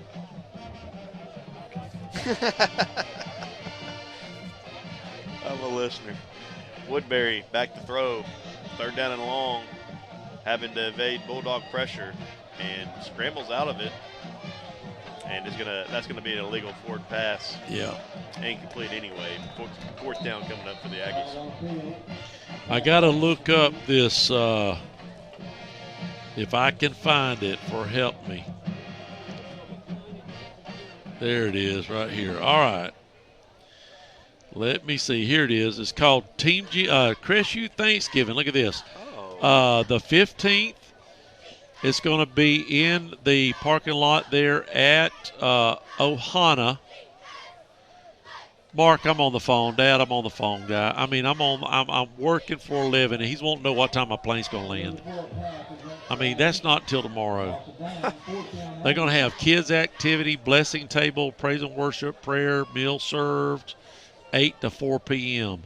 I really like this. They've got a church in their house. Shane's a pretty good little preacher, by the way. His daddy was a preacher. His daddy also, I think his daddy's the one that sold the crawfish in town for so long, if I'm not mistaken. Why is Tate punting? Does anybody know? Game's over, and they don't want to. They don't want us to score no more? Give us the ball. Yeah. Well, they're fixing to give it to us. Well, I mean, my goodness. Like I said. Bad snap. The punter takes it himself, and he's going to get tackled at the Aggie 24-yard line. So that's the ball game. But anyways, remember this date, 11-15, 8 to 4 in the Ohana's parking lot. They're going to be feeding everybody, doing all kids' activities, all sorts of stuff. There'll be public parking. And first come, first serve while supplies last. She's reached out to us to help. We're going to try to provide a dessert or two, and they're just getting all kind of people to help all over the community. But it's called CRESTVIEW Thanksgiving, and we appreciate them guys. And listen, you need your heating coming up. You need to get it serviced now before it gets too cold and you wake up and say, oh, my heater don't work. You need to call Ohana's Heating and Air. They will make you feel good. They got that Mohalo. Here we go. Well, hey, listen, who are you? Oh, my God. All of a sudden, you get in the microphone and want to talk. Lawrence takes it himself. Gain of about 2. Keeps the clock moving inside of 5 minutes left to play. I've had 2 or 3 people text, why don't Scott talk? And now all of a sudden he's breaking up the situation up here. There's people that want to hear you, evidently.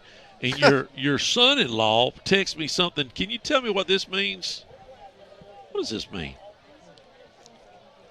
We'll let you get the call in first. I don't want to mess up. Lawrence bobbles the snap, and he's going to get sacked back at around the 32. 3rd down and long coming up for the Dogs. Your son-in-law, Scott, you got your headsets on? Okay. He says, Cher is waiting to do the cotton eye. Joe. What does that mean? Is that what I'm reading right? That's what it says. Oh. Waiting to do the cotton eye. Well, I don't even know what that – I think he sent that to the wrong person. Okay. Aggies jump off sides. 5 yards for the Dogs. Still going to be 3rd down and long. My hands cold. Are freezing. You know why? Because I got neuropathy, and I don't. You mean to cool you off a little bit? Gosh. My hands are like 30 degrees, but I don't feel them because of my neuropathy. I am landing, I believe, Dad or whoever sent Mark. I'm landing 7:30, 8:30, 9:30, 10 o'clock, I think. But I'll send you my thing. You know that you can send your flight information as a text and click it, and it'll give you all the information. Lawrence keeps it. Nothing there. 4th down and long coming up for the Dogs. The clock is rolling now. Let them kick it. And counting. Let them kick a field goal. Yes, just let them try. You got to give it. Is he a senior? I don't know. Well, let's find out. Where is? Yeah, he's a senior. Oh, okay. Well, I would let him kick it. Where would he be at? I don't know. Let the kid go out on a high. He made a 40-yarder. Well, that's true. This would be his record. It'd be about a 45er from there. But no, they're not. They're not going to give him a chance. Although I will say he had a great kick at Play the end clock of half. down to 5. Lawrence gets the snap. He's back to throw, trying to pick up the long third down, and he throws it into the end zone, and it's going to fall incomplete. The Aggies will take over after the turnover on downs. 2:59 left to go in the game. Dogs on top, 38-6. Let me just give a shout out. Let me run over our sponsors real quick instead of taking a break. I haven't had a chance to do this yet. Okaloosa Gas. Eddie Springle has been with us for a while. I'm going to tell you, if you have an opportunity to get gas, it is the greatest thing especially cooking. I mean, anybody that loves to cook, you want a gas stove.